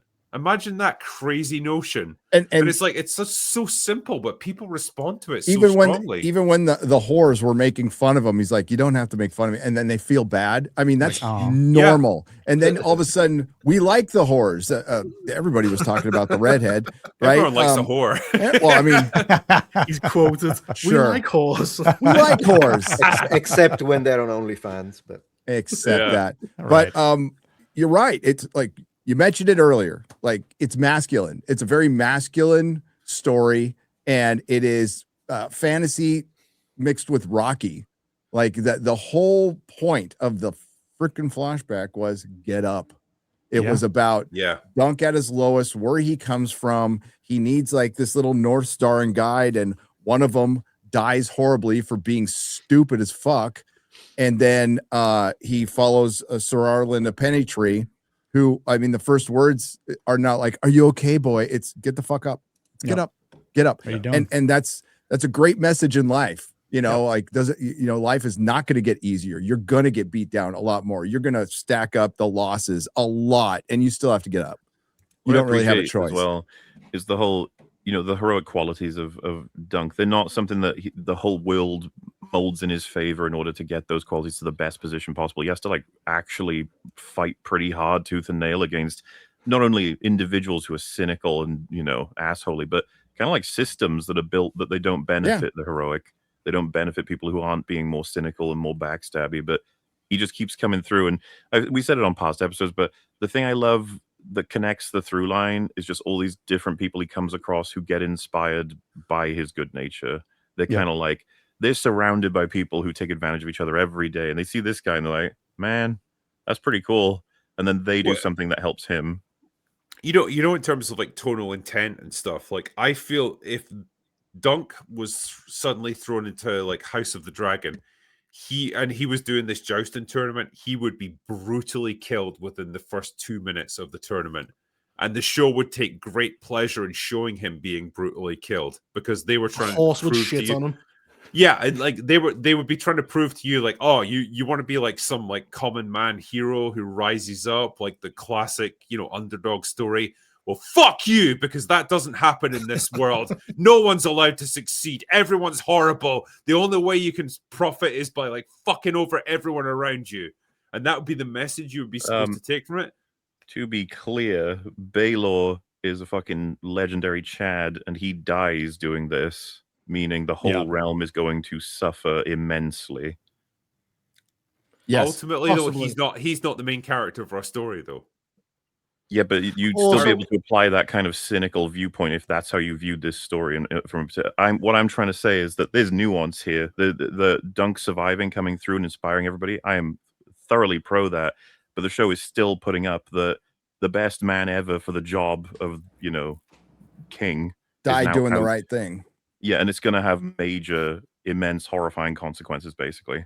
But you could say that his sacrifice inspires Duncan because his last words to him are, the realm needs good men. Yep. So that can further push Duncan to do good. So although it could, as you are right, cause immense shit, like it could force Dunk later down the line, I don't know, to save people's lives, to end like a war or something.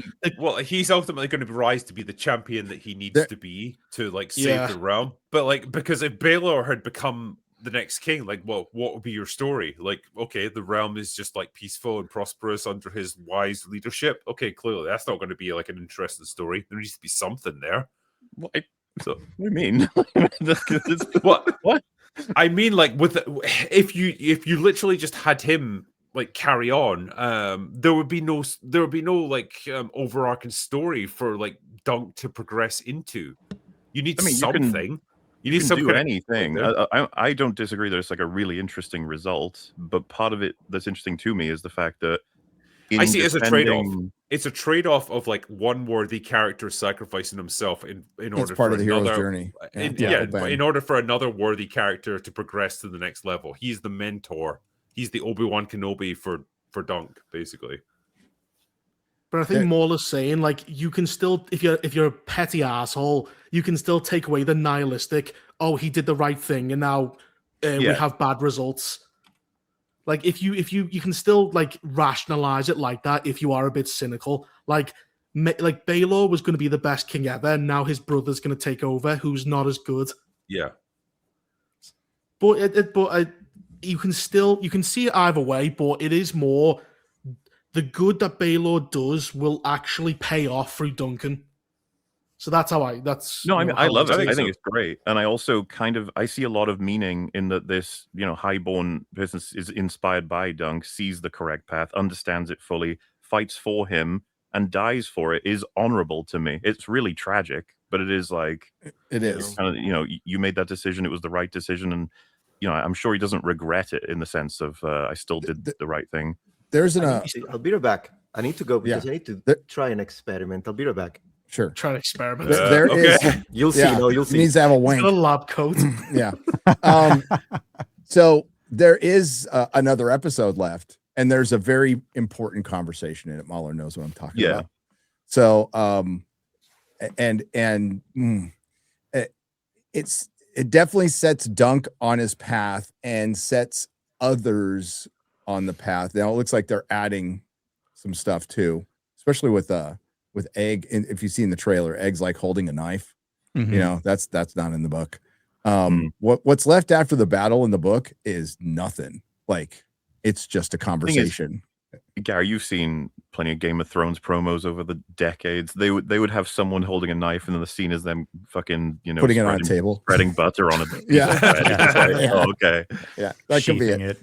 That could be it. But like, it's setting up this story, and where I recommend people read the books, and you get these stories are supposed to. I think the reason they existed, I don't know for sure, but George wanted to write a hero. It's like just a traditional hero. Imagine that crazy idea. It also is it fills in some lore. It's amazing world building just through storytelling. So the next one, you're going to get a lot on the Blackfire rebellions, which pretty much overshadow this whole story. But the next story, I'm sorry, I'm not spoiling really anything. It starts out with like a guy's river being dammed. That's it. Right. And a little argument over some little backwater former lord has his river being dammed. It's all side quests. I kind of like This they is have what I greater like, though. implications. I want to see the world of Westeros from like the point of view of the common man, just like low level stuff. This by like the way, is what little Mandalorian should have been, like a really interesting character study with side parts of the universe that can sometimes connect to larger things, or a larger character comes in. But like what was missing in Mando entirely for me was like there's just no fucking character, and then there's no interaction between the two. This is why Gary brought it up, but like comparisons of Egg to Baby Yoda are like mind frying, because this is like they have a relationship. He's got like a character. He's got like a whole background. There's all kinds of shit talk to happening each all the other. time. Yeah. Meanwhile, we said this about Marvel. Marvel always does bigger and bigger events, whereas we said you need to go back to grounded street level. And this is what this kind of does. Like, I just want to see how minor lords deal with shit. Back to square that's way more interesting. Yeah, because you've got House of the Dragon, which is the entire realm is killing each other. Whereas this one, it's like, how does a hedge knight actually live? He's basically like a mercenary. He goes from like house to house trying to sell his services. You can tell something's very wrong and it's getting corrected if a fucking scene where they're cooking bacon and egg into a sandwich goes viral. Like, people are just it's like, huh? How did that happen? It's like, because it feels real. It's like you want to eat the food that they're cooking. Yeah. But it's just like these little grounded scenes just showing us like daily life in this world. Like, people love that. Why wouldn't you? It's just through Raymond Fossaway, you like actually hear what people think and other lords think, and the small folk think of the Targaryens. They're incestuous aliens. And you get that through the Maesters, and they talk to small folk once in a while in the Song of Ice and Fire, and there's actually some pretty damn good chapters. It's a bit like the Ptolemaic dynasty, really, the incestuous, and just to preserve the gene purity. They kind of remind me of that.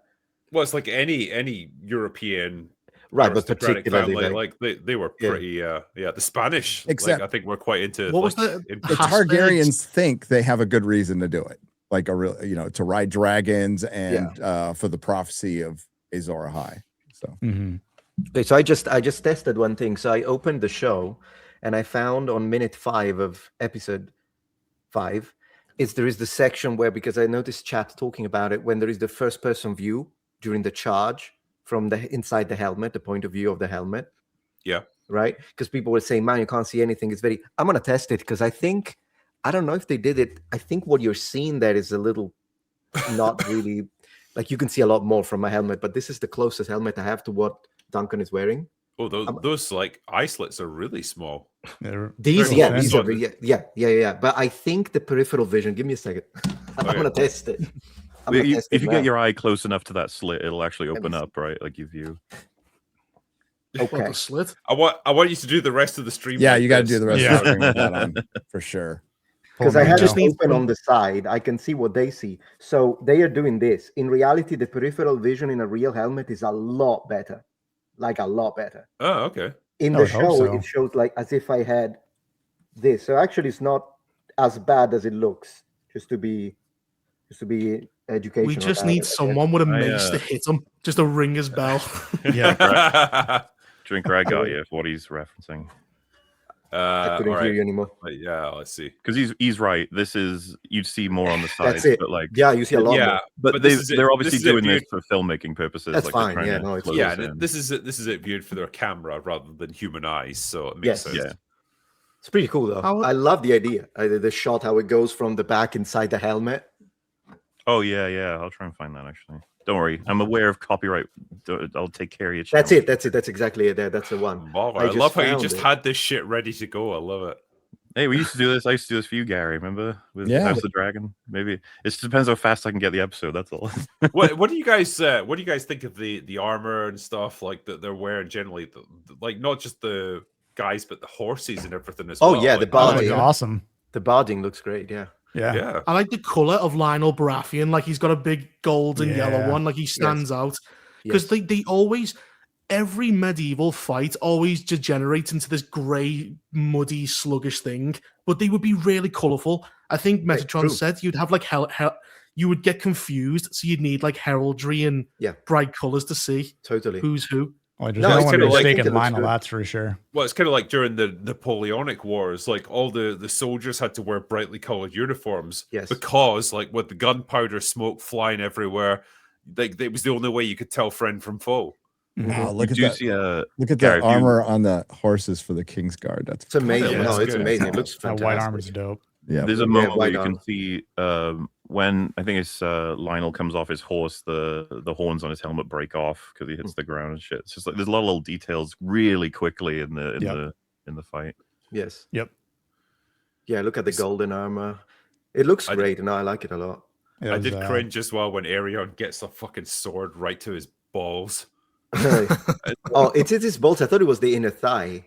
So this Well, is it- so funny. it's This because has it's been like discussed like 3 or close. 4 different times Yes, with me and yeah. Gary now. So what I think they wanted you to understand was that it was a really dangerous hit that he thought might have hit an artery, but that Yeah. there's also a concern it was a little close to his balls. Yeah. I mean, So- if it was me, I'd be worried about the balls. Like, Anything in cool. the general vicinity is concerning. Let's be real. Yeah. I suppose that's cool. kind of funny. It's like, don't worry, drinker, it's not the balls, it's just the artery. You're like, oh, thank Just God. the just Thank the God. major, I'm gonna bleed out here major- now. It's okay. Yeah. I got major my balls artery. intact though. Lock balls. Check. Another thing I like how the King's Guard, their armor changes throughout shows. Like it's silver in Mhm. House of the Dragon, it's white here, it's gold, Gold, in yeah. Game of Thrones, Yeah. which I do kind of like. That shows a progression of time. Yes. Yeah. Well, it's funny for the book people. It's more of a they're gradually getting more They're, accurate. they're getting more accurate to what the armor is, but it does work. It totally works. No, it works. It works. It's good. Um, Yeah. But Get yeah, up, sir. get up, Seduction. up. Dude, that Yeah. scene is great. Oh, Yeah. that's straight out of Rocky Balboa. Isn't Yep. it? It's like, get up. Mhm. So this, Because Mickey loves you. Yeah. Wait. So Metatron, this eye slit would be a bit too big. Yeah, it is too big. The real stuff. This is the Pembridge, by the way. This is the helmet of a prince, and yeah. The you get a finger in understanding there? I got from this was especially proven when he gets stabbed with the knife and the camera goes right up to him. And I think this is when you can only really see one eye and it goes so wide, like showing pure pain. I was actually kind of proud of them for that shot. That's fine. No, that's fine. They hadn't yeah, taken his helmet off yet, and you could see the slit basically covers the eye. Like, yeah. I mean, it's like, okay. It's just, and besides, who's gonna bitch about it apart from me? So it doesn't matter. It's not like they need to make it for me. I get it. Wait till you see Odyssey. Oh, Oh, no. Oh no! Oh, don't even tell me that. When is that now? Odyssey? Like July or something. June or What's her July. name? Helen of Detroit, Helen of Congo. Detroit. I posted this on Twitter the other day, and it's like I'm so fucking tired of this. Like we've got a Black Joan of Arc. Oh yeah, I saw that. Yeah, that and I will hasten to add that's not a movie. That is just It's a play, but it's still done to be provocative, right? Yeah, it's That's just- the whole point of it. Still Is a like, message there. It is. We are going to be Drink it. provocative. This isn't art anymore. We're being political. no, it's the yeah, message. and it's like and it's the it got message. it for me. It's gone beyond. Like I'm not angry. I'm not outraged. I'm just fucking tired of it. It's so I got- tedious. I was looking for the shot. This is the actual one the Metatron was asking for. I got it now. I All was just right. looking for it. No. It'll be really quick. It's just the cool fucking one. Yeah, go ahead. And then we go back to Congo. Yeah, that's it. That's it. That's an awesome shot. I love That it. is a great Yeah. shot. Mhm. It's good. It's Cool as good. shit. But it is a thing. Like people ask me a lot in the comments, how do you even see through that? Particularly when it's the frog mouth or the other helmets that I have. But you can see what you need to see. That's the thing. And like you have to imagine as well that even though your lower peripheral vision is not great, right? But you also have the massive head of your horse there, anyways.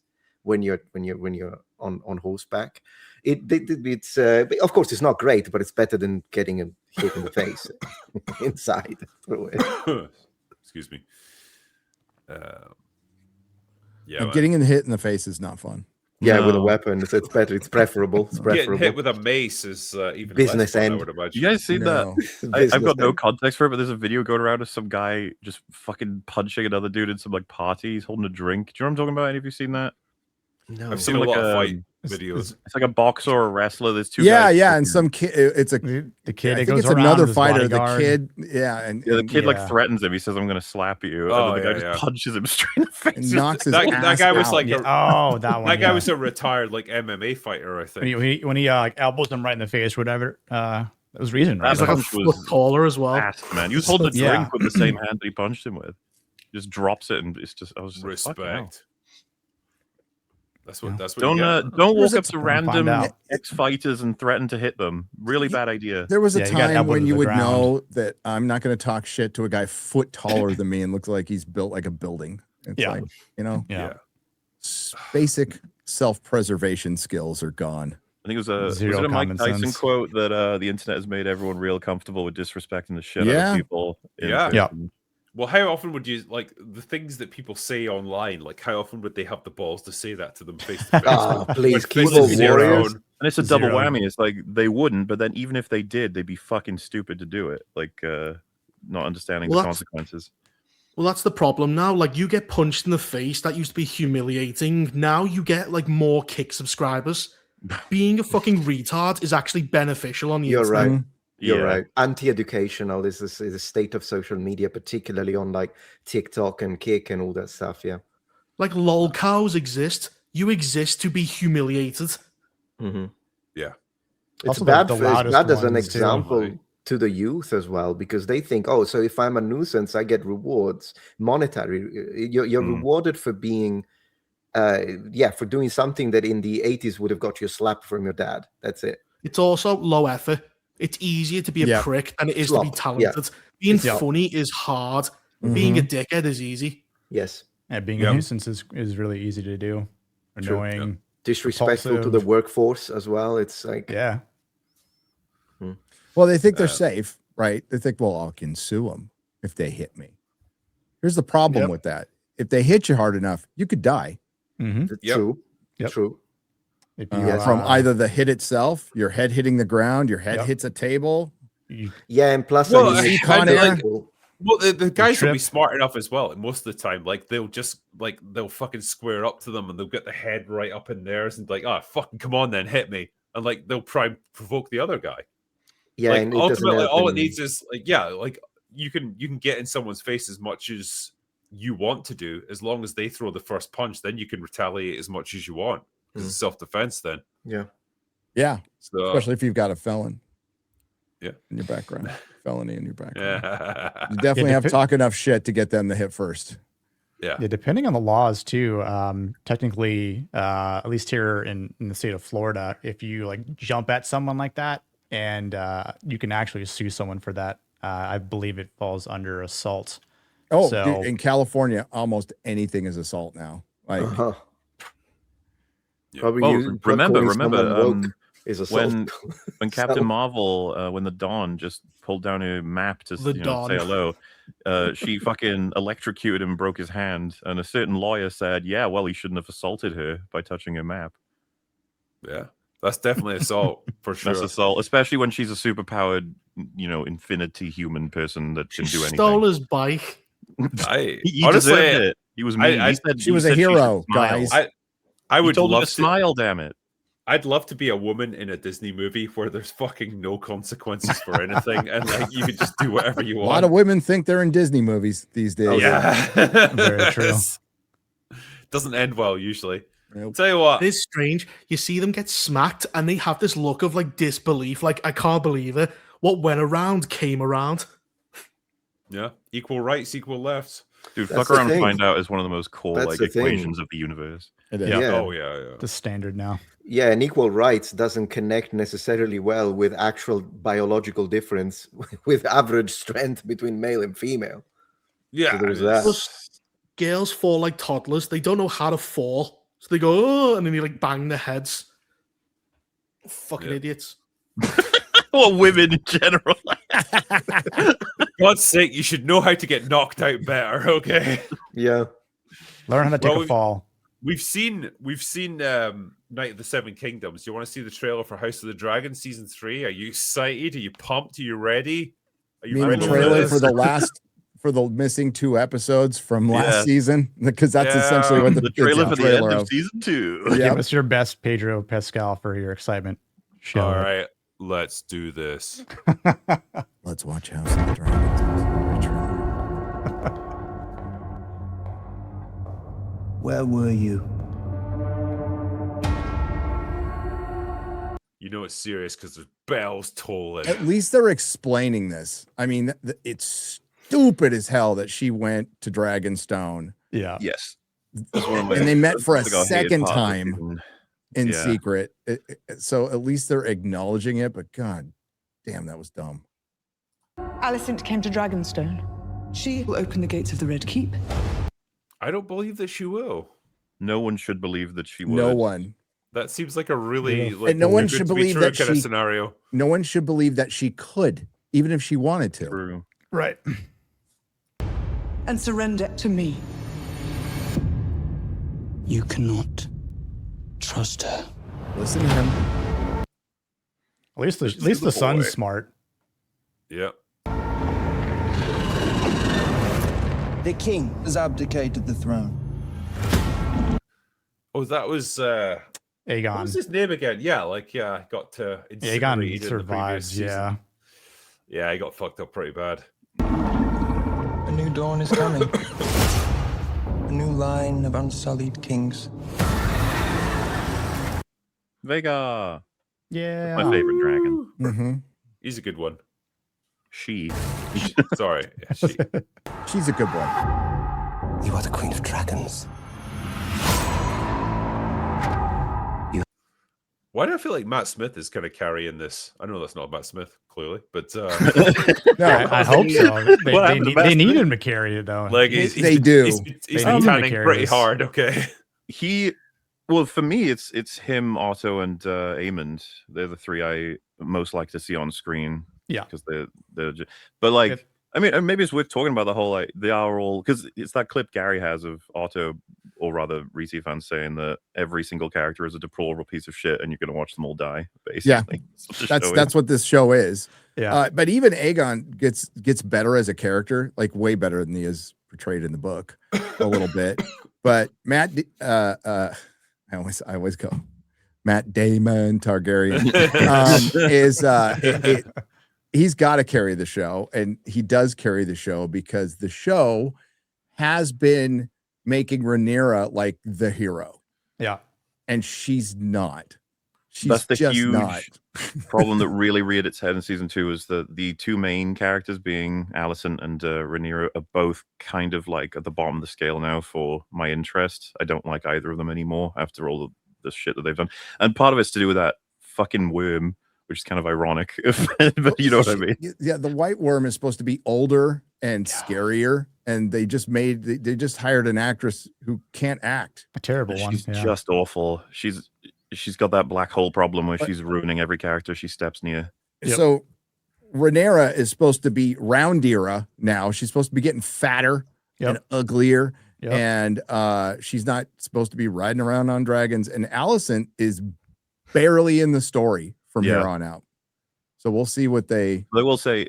Otto's not supposed to be in the story at all, right? But I'd rather he be in every episode. Otto's going to come back. This is where I think the source material is going to clash with the rules of modern Hollywood writing, where it's like the girls have to be center stage for everything. So yes, I think they're going to struggle with that a little bit. What's the other son that we didn't see in season 2? I can't remember. Alicent's. He got referenced, but we didn't see him. Yeah, he gets referenced, but that's when I think Otto comes back with him, if I remember correctly. Well, in any case, because you're right, they will be front and center, but I assume the show's not going to on what their fates will be. Yep.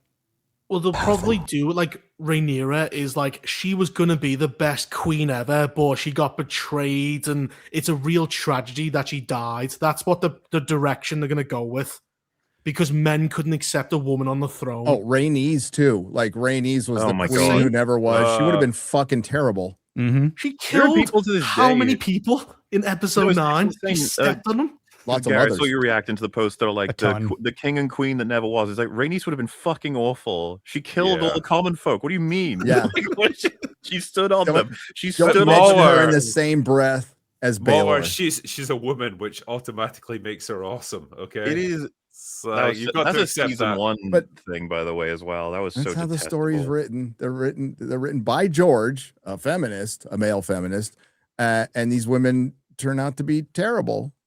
Absolutely terrible. Bad, evil people. Men, when all we've seen in these shows, the biggest kill counts go to all of the women in power. Mm. Yep. It's great when a show doesn't recognize that its own characters are awful. And it's great when before a season 3, the author goes out and says, "This is no longer my show anymore, my story anymore." Yeah. It's like, oh, I didn't do this, guys. It's like a funeral. Within your grasp.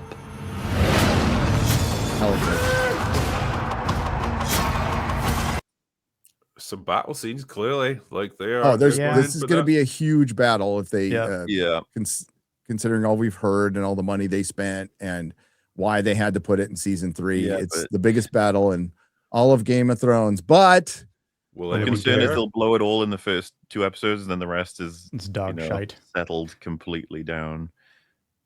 We'll see. We will see. Let's see. Soon or late, Rhaenyra will send her new dragons here. It would be the end. What's the naval part of this? Oh, that's the big battle, dude. That's the battle of the boat. Yeah, it's what they've been setting up. Yeah, so it's a huge dragon naval battle. It's the biggest battle in the history of naval battle in the history of Westeros. That'd be cool. Yeah, and it does look pretty cool. Yeah.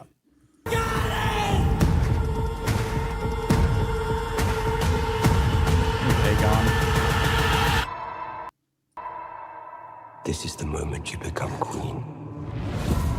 Yeah, we'll see about that. And that is almost exclusively from the first 2 episodes that should have been the last 2 episodes of season 2. Yeah, I thought they were going to end on that note. I was like, oh, the finale's going to be awesome. Yep. Just wait, wait. psych. They were and HBO supposed to. cut them because it was a combination. It's a really unfortunate thing of chopping off 2 episodes and then you're not allowed to rewrite because of the strikes. So it just ends. It's like poorly. Yeah, very much. I don't know, man. I wish I could be excited for it. I kind of don't care. No, they're gonna have to win back some faith with this quickly if they want to survive. Yeah, because even like when you're talking about, well, we're gonna see the biggest battle in the history of Westeros, it's like, so what? Like I've seen a million big battles in fantasy movies and TV shows. Well, and like, there's nothing amazing about spectacle anymore. It's what helped kill Game of Thrones is the transition from caring about story and moving into just, we got another big battle coming. Here it comes. Everybody get excited. Yep. Gotta be careful. But like I said, I still want to see what happens to the 3 dudes I'm invested in. And I totally understand people saying they got no one to root for. I don't even disagree. But like I do like my villainous characters, just tracking how they're doing in the story sort of thing every once in a while. It's the fun. But like it's when the writers aren't self-aware that they're evil. Like Rhaenyra, she's horrible, or the writers think she's awesome. That's what I don't like. The show is very unaware of just how evil its female characters are. It seems to know all the what's wrong with the male ones, but the 3 major female characters are all getting away with crazy shit. And that's I think that the Valerians are just stupid. Like the whole black dudes and like fucking white cornrows just look. It's like Sean Connery pretending to be Japanese in James Bond. There's no difference. Or pretending to be Spanish. Yeah. No, you're right. It's if they wanted to make the Valerians from Valeria and make them black, just don't put them in the fucking wigs. Like don't go that route. Because the whole bastardry shit got really funny because of the swap there, but at the same time the show did work with that. It was like, this is obvious that you cheated. The Emperor has no clothes. That's what it was supposed to be. But it's undeniable that like you look at Ned Stark declaring like he thinks the Lannisters are bastards. Joffrey is obviously an incestual child because of hair color. Whereas this, you couldn't. Plus, would people support like fucking just that type of family? You forget people in medieval times are pretty racist, and yet nobody like brings it up.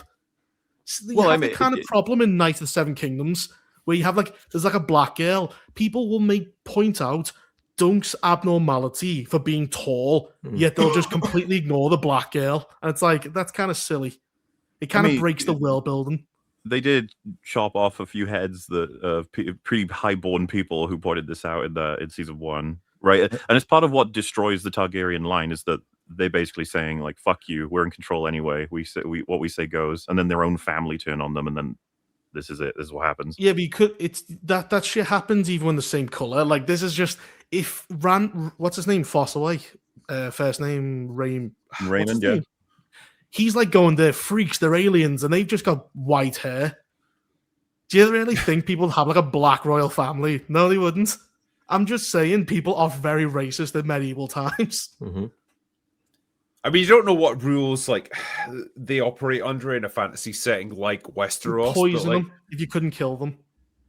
But generally speaking, yeah, like if it was any kind of normal medieval period, like like the idea of black people just suddenly appearing would be like Dornish people, and there's people from the free cities that are in Westeros, sons and daughters of merchants, and while they work with them, often in the story they're called mongrels. So they're there. Well, that's goodwill building, but it's also like the Targaryens are obsessed with keeping their white hair and their features. Anyway, let's marry my daughter to some black girl. It's like, no, that there's no way you would do that. Well, that's kind of Breakspear is they do a lot of incest, and people like Baelor Breakspear, people are going, he's more Martell than Targaryen. Which was fortunate for Baelor, probably. Oh, yeah. But it just shows the attitude of these people. Like, having physical traits is very important. Yeah. You know what I mean? Yeah. Well, the Dornish what are they? They're Spanish, but he also said that they've got a bit of Welsh mixed into them. Like, they take a lot of That's a history from Wales. prediction. Why would he curse them like that? Spanish. What misbegotten offspring are these? I guess if they Spanish focus on the people- Sorry, go go ahead. I was gonna say if they, No, if they no. focus on it too much, then I don't know if it would have taken away from like the other themes and away from Dunk just being made fun of. Like I'm sure, like it's like reading between the lines sometimes, or maybe reading between the scenes. Like some of these black girls were probably made fun of just off scene or something like that. Or I don't know if they do in the book, but again, just I'd say if it does take away from the setting and the focus of Dunk, then I understand why they didn't include it. But to your point, maybe it did happen, just not in this story, in this world. Which it definitely did in our reality, of course, as we know from like history books. But It's yeah, it's definitely less prevalent in like the Seven Kingdoms. Like it's much more obvious in as in well House for the of the Dragon. episodes. Yeah, I think there's other shows that do it even worse. Like The Witcher is really bad for that kind of shit. Like it's just this, for sure. The Rings of Power is the same. Like it's just every fucking village that you go to just looks like downtown LA. Like this crazy melting pot of different cultures and ethnicities. Like, how did they all end up there? I don't fucking know. Just don't question it. Yeah, at least if they built it in a way that made sense. Since it's fantasy, I would be okay with it. The problem is that it needs to make sense. At least tell me why. Like, is it a big maritime power city where there is a lot of merchants, or maybe they have a massive university? Like, for instance, university in the Middle Ages would have had a reasonable amount of, I'm going to use the word diversity. But then again, do remember that in the Middle Ages, a French, an Italian, a German, and a Czech, it's already diverse, just not in the modern sense. Well, the perception of race, like Englishman and German, were two different races. They weren't white. Yeah. White is like a very American term. Yeah, sure. Like Lord Nelson fucking hated the French. He's like going, they're a subhuman race. Whereas now you'd all call each other white. Oh, yeah, for sure. That changes. Caucasian. Nelson was right, okay? Okay, hang on, Drinker. The French Everybody hates the French anyways. It doesn't matter what you call them. The problem is we saved it twice. They've recovered a lot of their standing since releasing Expedition 33, okay? That's true. That's true. Well, I still have what to play usually that. is like House Valerian is a doorway. Like, okay, we got you to accept like a black royal family. Then there's a black maester. Then there's Asians here. It's usually a gateway to open it up to diversity. Yeah. That's usually the problem. It's like they get you to accept one, and then suddenly everywhere's diverse. Yeah. Like, and then you miss out on scenes. Like, I know season 8 was dog shit, but when the Unsullied go to the north, they're all freaking out because they've never seen something so alien. Like, you miss that kind of verisimilitude in the world. Yep. When you add stupid diversity into it. Yep. Yeah. By It's the a good way, show. Night of the Seven Kingdoms is getting 13 million US viewers per episode, according to Variety. Wow. That is pretty good. Nice. Pretty good ratings. Yeah, it went up as time So went it is higher than House of the Dragon, isn't it? In terms of ratings. on. If Is it? that holds true, I think it's so. higher than some of the episodes of season 8. Yeah. Or season 2. shit, Sorry. cool. Get those mixed up. Damn. Yeah, because it's still a 9.8, the recent episode on IMDb. Damn, that's 80,000 ratings. Still pretty damn good. And I don't know Would about you love guys, to- but I saw it discussed to hell and back on like social media platforms. Yeah, So there's got to be a lot of people who are like, fine, I'll check it out. Jeez, you know. Yeah, What it's do you weird. think I'm of the not seeing rating system? Because everything's like 10 or 1. Well, Like, it's a really good episode, but like, is it like a 10 out of 10? no, I don't think so. But we're talking No. like it's rare to come across something like that. All Yeah. I'm saying is it's indicative of how the audience are feeling, right? Because if you Oh, go you're right, back, yeah. first episode is 8.2. It's like, yeah, solid, you know, it's good stuff. And then 8.4, 9.1, 9.7, 9.8. It's like, holy shit, this show's Well, gotten in people's I mean, heads. I tried to talk about this in my review of it, where it's like the perception of this show has changed so immensely since it was first announced to like ultimately where we're at now, where it was like it was announced and it's like, you know, do we really want this weird little spin-off prequel to Game of Thrones? I don't really see what the appeal is. Then it's like, well, okay, I'll check it out. Watch the first episode. This is pretty good. It's okay. Second episode, it's getting better. Third episode, holy fuck, this is really good. Yeah. And then by the time you're at episode 5, it's like, this is fucking superb. This might be some of the best stuff they've done in Game of Thrones. And like that's how it does. it wins people over, Is and this it's old doing it because TV? it's really fucking good. I was saying, Yeah. because the problem is we all live in like a Netflix time where the first episode has to be a banger. It has to get out the gate immediately. Whereas old-fashioned TV, you'd have 20 episodes, it would build and build and build. And it does feel more like an old TV show where each episode builds upon the next one, because Netflix has kind of ruined it. Like, you have 8 episodes and you have to get like the audience attention immediately. Like, someone has to die. There has to be a big twist, something like that. Yeah, Well, this it's kind of sorry, go on. mandated now, like stuff like that, right? We've seen it before. Of you got to begin first 20 minutes needs to have some kind of enormous battle to start off, otherwise, which is insane. Because a lot of us here, I assume this includes everyone, some of our favorite shows have like a pretty wonky season 1, season 2 sort of hits its stride, and then season 3 is really strong. It's like, yeah, we're not in that era anymore, I guess. No. Yeah. I mean, I usually give like a show 3 to 4 episodes, just to see what the potential is, right? I mean, I've always done a lot with like anime in particular, but I mean, if you're going back to old shows where we get 24 episode seasons, then you could give it a little bit more time and see how it builds up. But when these seasons have this new standard, and I blame Disney for it, where it's like, here's 8 episodes, or I mean, I'd say maybe Game of Thrones did that. There was a couple of shows on HBO that were doing 10 episode seasons, but same thing with like Game of Thrones episode 1.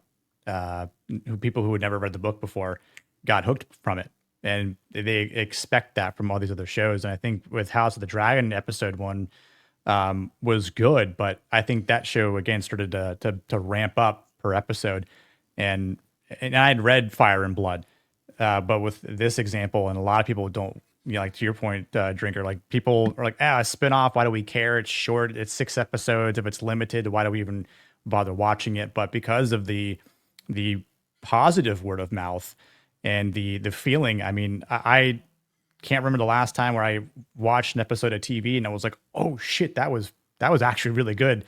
And when Baylor comes out and decides to stand with Dunk because it's the right thing to do, and it's like, we're going to get the trial of the 7, and I was actually pretty hyped to see that. And I'm like, I haven't been excited to watch an episode of TV like that in some time. So how we fell away from that is beyond me. I mean, there's obviously, plenty of reasons of having people who don't understand how to write TV or characters and so forth, but the passion isn't there. Also, I'd say because George actually has a finished project, probably helped the showrunner understand where to go with this. Whereas, when you don't have a finished product, it's kind of hard to kind of get from point A to point B, or to Z for that matter. But is Dunk and Egg finished? Like, has George written them all? Nope. No. Oh god, it's gonna be fucking. No. At least for this I think he's written like season. he's written like 3 of them. But they're each written as just contained stories. Right. Well, we get it. The problem is we get a hint, like when the soothsayer comes to like Dunk and Egg, he says, "You'll be rich in the Lannister. You're gonna die in fire and misery, and everyone's gonna laugh." I'm like, oh god, it sounds like it's Daenerys 2.0.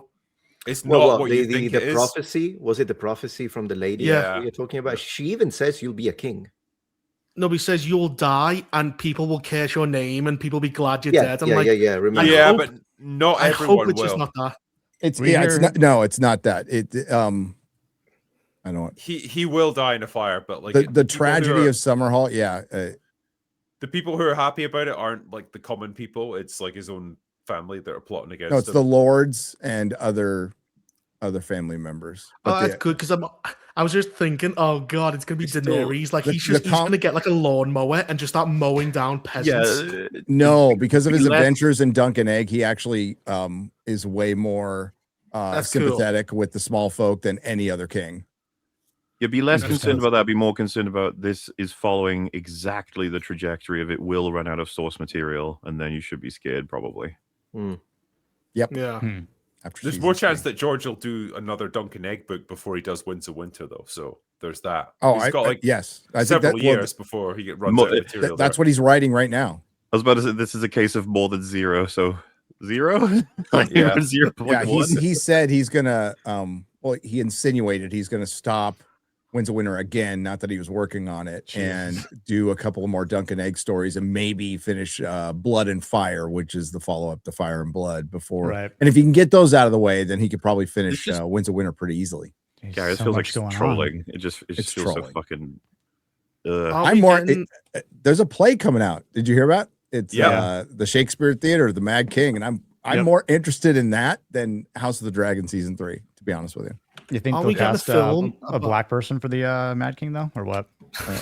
God, Shakespeare Theater. It's all on the table. A black woman, black lesbian woman who identifies as a man. Yes. Right. Are we getting a film Cynthia of Aegon's Erivo. Conquest? Isn't that being made? Man, they haven't said shit about that. There is another TV show that's coming out, though, isn't there? Well, Aegon's Conquest is going to be a movie. Yeah. I think they're shooting for a movie on that one. Right. And it probably won't be Henry Cavill, so we could just stop hoping and pretending like it will be. He's too old. He's too old, yeah. Wouldn't that He is just be joining. easy He's mode? joining season 2, though, isn't he? That's a what rumor. Egg said, the actor for Dexter said things that we can't. He pulled a Tom Holland. It's okay, guys. Yeah. Right. Let me do some super chats here before we finish up. Go for Brock says, Gary MauLer, I thought Fargate was the only show I've ever seen handle the pregnant woman going into battle well. Agree or disagree? I agree. Yeah, but there's a lot of context to make that better. There's a lot of heavy lifting that has to be done to get a pregnant woman into battle. It's like there's no other choice. It's not like it sounds. Trust me. No, but the Plugo female species actually gets stronger as they're pregnant, right? They did establish their that skin's ages ago. hardened. Yeah. They actually got little horns on their back and everything. Yeah, it's crazy. All right. Hail drunken noble night tight ones. Well, we do our best to please. Hail drinker and panel, still working on my channel, small, but it's all and how you use it, right, fellas? Hope to be on the panel one time. Hail Metatron, love the vids, and your commentary on X is great. Cheers. Thank you. Cheers. Nice one, man, and best of luck with your channel. Yeah. MauLer, thanks for your email reply. Request sent. No problemo. Say no more. Hey Drinker, what are your thoughts about being in the middle of controversy between YouTuber Comics Explained and Blurred Without Fear? Did you even know? What does you any of that have mean? No fucking idea what that. You were in Egypt. There's times when I love being an old man and I'm just not fucking across any of this stupid stuff. Comics Explained follows both you and I for reasons that he stated, like he wants to see how the other side sees things. The other whatever the fuck that means. Great unwashed. So, and he stated clearly in his 8-minute video where he had to talk about the Blue Marvel and a bunch of comic books, he stated clearly that he would never have a beer with us. He doesn't like us. Fine, I don't care. But he felt the need to make this 8-minute video to explain why, and he didn't unfollow us. He explained, I just follow other people, and it's not necessarily people I agree with, which you could have just left it there, or you could not respond at all, because I don't feel the need to respond to anybody I follow, but I'll take this opportunity again to thank everybody here. I've never had to deal with that. I don't think Will's ever had to deal with that. We've never had to deal with people going through our Twitter timeline going, you need to denounce this person, or why are you following this person? Yeah, this anger comes from people who fucking look at their Twitter follow list every day as like the approval list. Meanwhile, it's a cult mentality. It's the cult mentality of the left. That's it's like it's an ever increasing like purity spiral that you've got to like match up to. Like, dude, half the people I follow, if someone said like you follow them, I'd be like, I don't know, do I? Like, I don't remember. Like people follow just to see the tweets as well. But even if, why do I have to justify? Like, what's it? I think I'm getting confused as well between Comics Explained and Film Comics Explained, like who apparently are two different channels. Yeah, because Film Comics Explained has been on here multiple times and he's been a great guest. And that's cool. Yeah. No, and the other guy, I guess the accusation, he called him a coon, and then he said, the tolerant left. Yes, because he follows the known white supremacist critical drinker at Nerdrotic. Known. No. No, You know, there is a guy I collaborate with on my second channel, much smaller, but just about languages, not even controversial. I don't even talk about politics on that channel. This guy got so many, imagine, either from Reddit or from Blue Skies or Circles of Hell, and they sent him emails saying, you're associating with Metatron, that far-right extremist Metatron. Yeah. They're trying to get him, like, if you keep that up, I'll stop watching your videos. Yeah. The known leftist rags. Oh, and this guy literally told them off. I appreciated that. Like, we don't have the same politics. Who cares? Like, he's like, I'm not going to let you do that. Good. Well, the problem is you never give in to the left because they don't forgive. And not just that, once you've shown that you can be like guilted or shamed or threatened, never bend the knee. It's over. Yes. They know they can peg you. If you bend over, they'll stick something up there. You're right. Such a shame. Never bend Like, the I knee. would happily have Never a beer apologize. with Comics Explained. Such a shame that he wouldn't want to do it with me, but never mind. Well, you Got are a a known double white chin. supremacist. So. Apparently I am, yeah. It's like, I guess that's just how it goes. You look at both of them, they both look like they got diabetes. They both got double chins and everything. Jesus. On Saturday, Eternal Sunshine was discussed. Drinker, what is your take on the movie and how do you feel about the creep that is Patrick? He's like Jared Leto or Brendan Gleeson of that movie. Yeah, so Patrick uses like Joel's memories to try and like win the girl over because like he's like pilfering his memories as a way to like get with her. It doesn't work out for him. So fucking scumbag. But the overall movie I really like. I like the concept behind it. I like how it plays out. I like how it like messes with the idea of memories and how it like it goes backwards through his memories of like, you know, the breakup and then like back to the happier times and then like, you know, there's the possibility that they'll get back together and give it another try. So yeah, I liked it. Yeah, it's a good movie. Decent movie. Also, Rags and MauLer went on an insane rant about substances and poison in cuisine, controversial plants, and slavery. I mean, that's quite a what? I don't remember this happening. the horizon right there. What's your take on onions and food? Onion Gate, Brickgate, Dinogate. So, what do you want my take on onions and food? I mean, they're used in practically everything. I have no problems with onions. Drink has the correct take, everybody. Can make a good pasta sauce with onions. Sure, yeah. Right. French onion soup, great. A burger with onions on it, great. I'm fine with that stuff. Rag said he hates onions in everything, and he always knows if they're in there. Oh, really? Yeah, everyone said he's wrong. We're gonna test him on that because like that. That's insane. I don't like onions, but I can't tell if they're in stuff. Yeah, like if he's ever had soup of any kind, he's probably had onions. I know. Yeah. I try to explain it to French soup, dude. French onion soup. Yeah, that's great, man. Oh, that's great. So good. Yeah. Gary, Reaper, and Meta, can you review Out of Words? What's Out of Words? Out of Words. I don't know. Video game. Oh, video game. Me? Hell yeah. You've got the expert's opinion.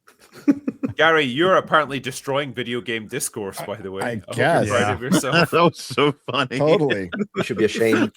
The amount of strays you catch for this kind of shit is ridiculous. Yeah. The game of God. I get enough from again. I get enough from Movie Sphere. Come on, Jesus. Yeah. If I did that, that would be the first video game review I ever did. So Drinker, I saw your tweet about Joan of Arc play. I would argue that if it was a screen adaptation, that would be a bad thing to race swap Joan of Arc. But in stage plays, actors are vessels for characters. There's an inherent unrealism to stage plays, even to the audience. That's why I think Joan of Arc being played by a black woman is okay. So, I mean, I definitely agree that there's a bit more creative leeway with stage plays than perhaps you would get with a movie.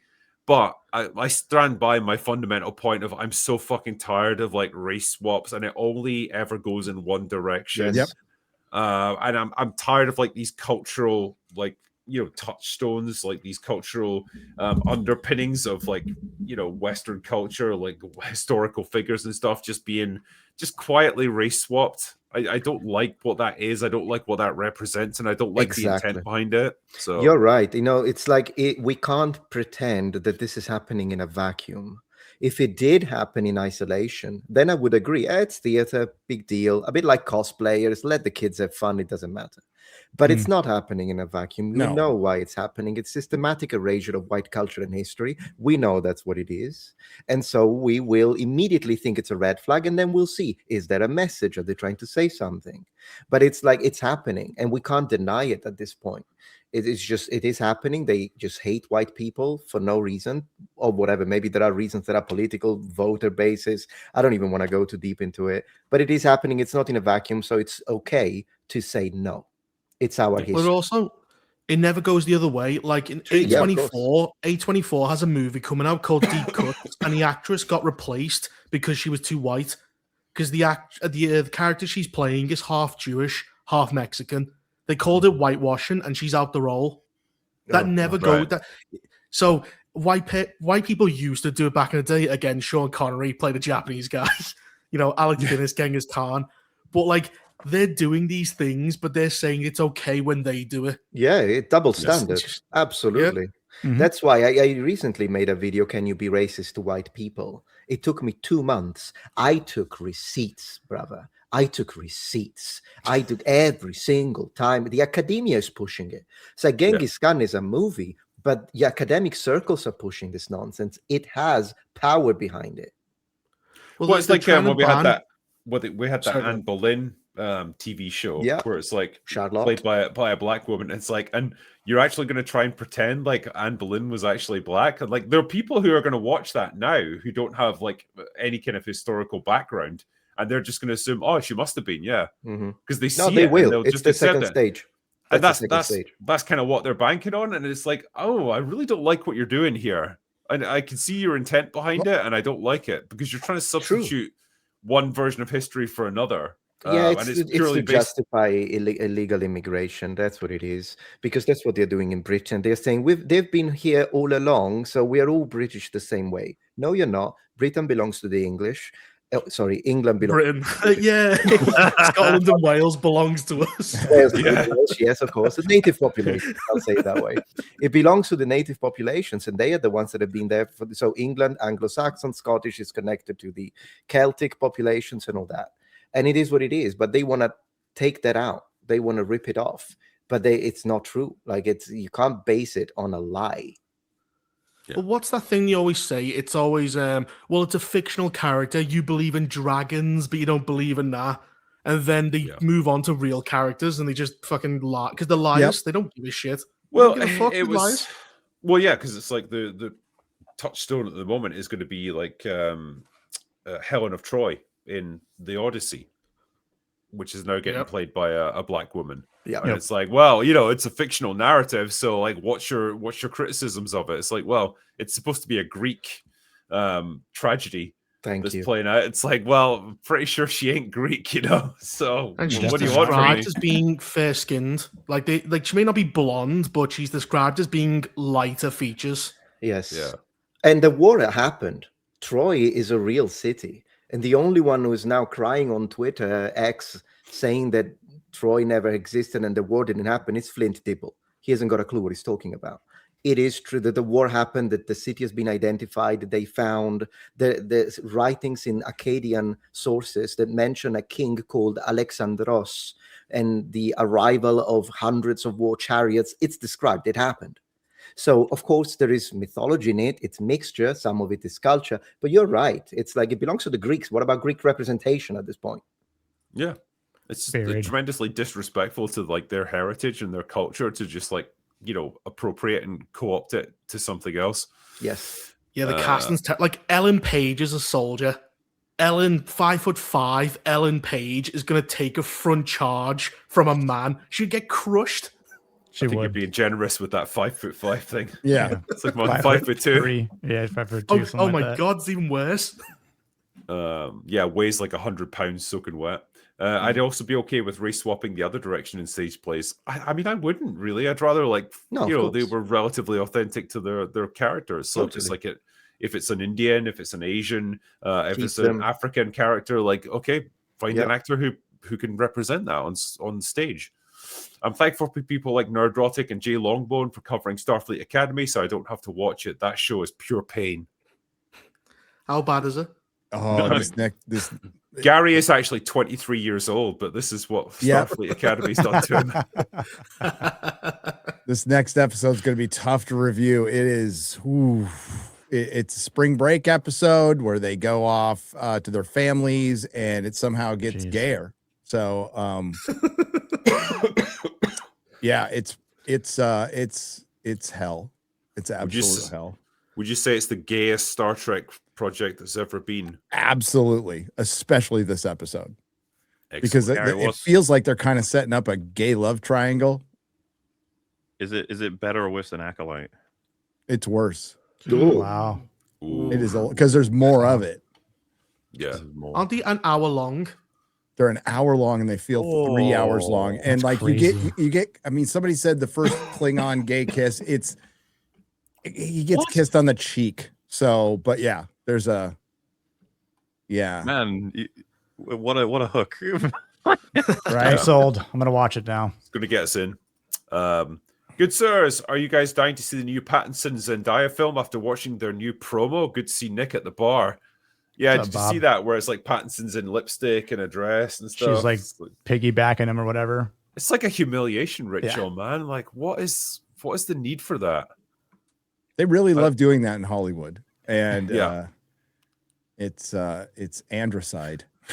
That's what it is. I mean, it's Tropic Thunder, isn't it? It's like, shit, everyone goes gay once in a while. Yeah. Hollywood. It's Hollywood, man. Some people might go gay more than once, but you know, Yeah, some people stay there. That movie continues to age beautifully. Oh, it's it perfect. does. Yeah. Davos Seaworth, thanks you for your defense of the noble onion. Yes. MauLer. Oh, no Also, problem.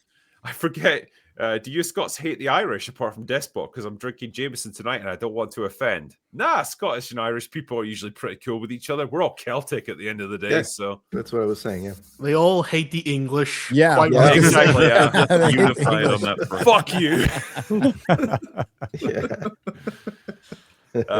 Andor will forever be held over Disney and Star Wars as an oddity, like a unicorn or a sober drinker. That trailer, it was like they were trying to lose money.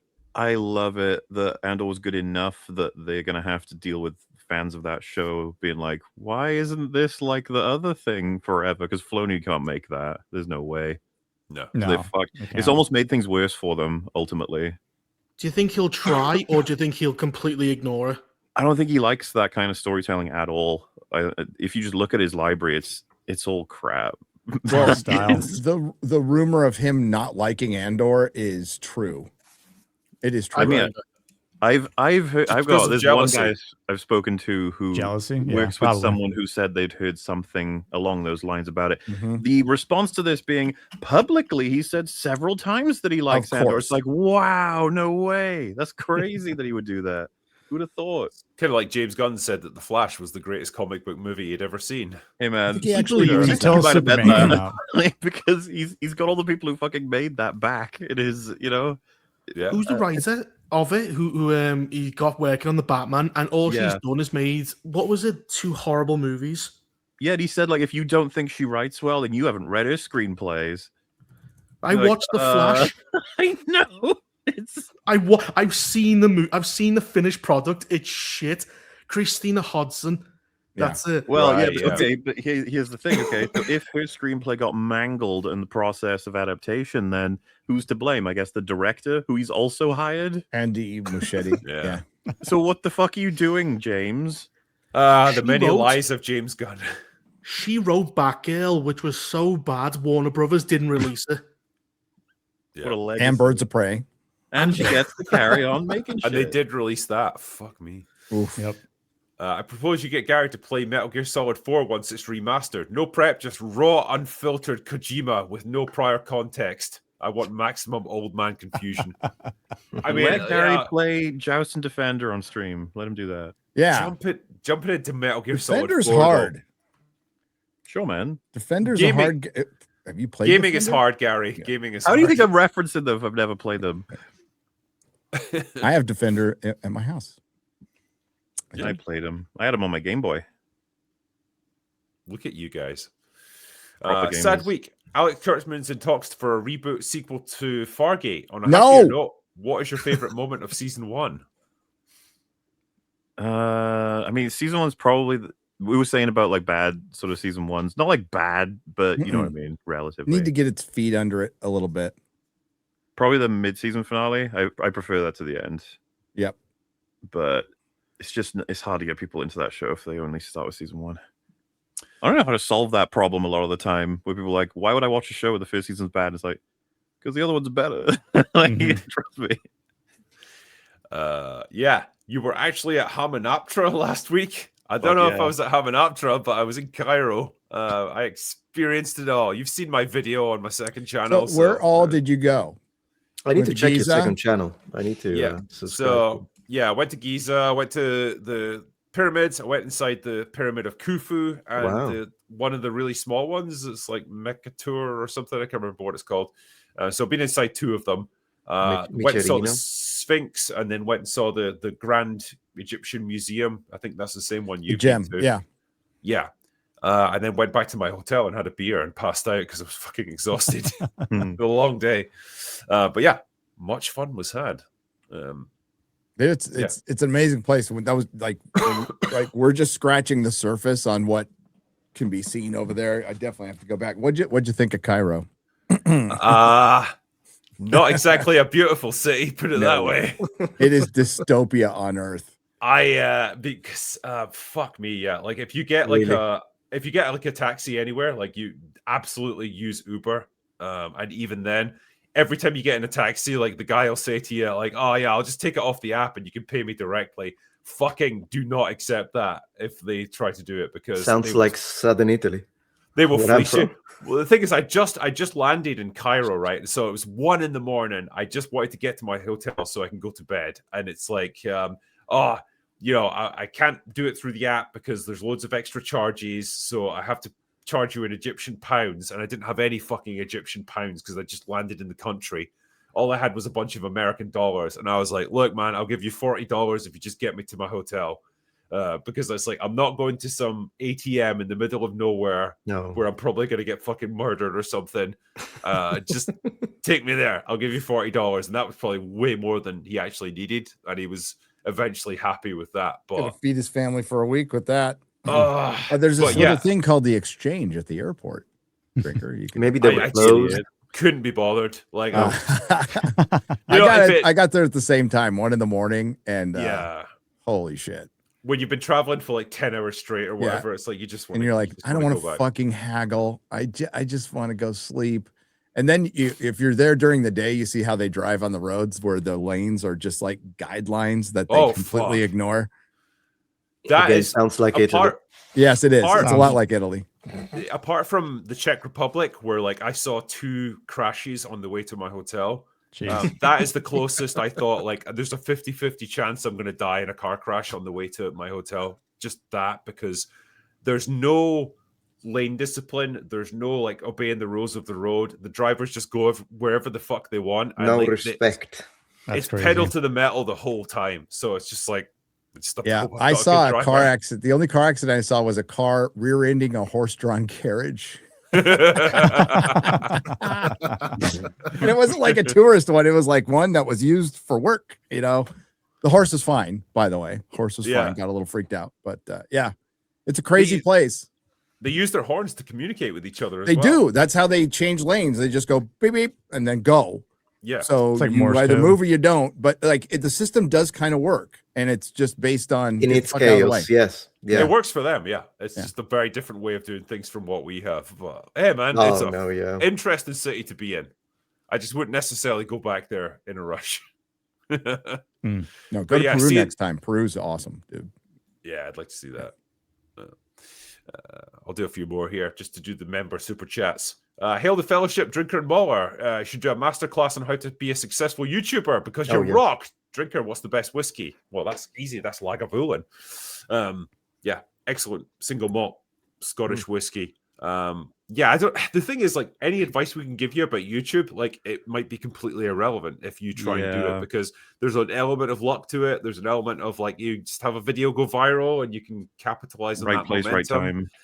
Kind of, yeah. You can do all the right things and still get nowhere. That's the unfortunate reality of YouTube, especially now. I feel like it's getting harder and harder for new creators to like really make a dent.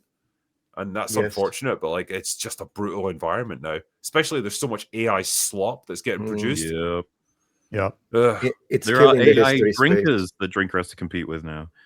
Yes. Yeah. Other drinkers. That's Apparently, was it Nvidia that there's a current lawsuit going on because they were downloading content from YouTubers' channels to train their AI, and they're getting sued because of that. And apparently, I'm one of the channels that they used. Really? Wow. So I could actually sue them for that, and I'm Neat. tempted. Yeah. Can we just get free memory Yeah. from Nvidia? I mean, I'd be willing Worth to its weight in settle. gold. Yeah. Yeah. That's true. Oh, talking about that, Critical Drinker, I have a question for you. Were you one of the voice actors in Dungeon Crawler Carl, Book 3? Yes, I was. My wife is listening to it, and she's like, "Oh, this is Critical Drinker. She loved your work." That fucking That comes up audiobook so must. fucking much. I know it must be way more popular than I thought back in the Yeah. day. Holy shit! Yeah.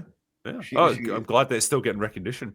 Glad Yeah, they're for doing sure. well. Yeah, she saw your name there, and she was like, "You gotta ask him." So I'm like, "I will. I won't forget." And I forgot for like how many hours have we been live? Yeah.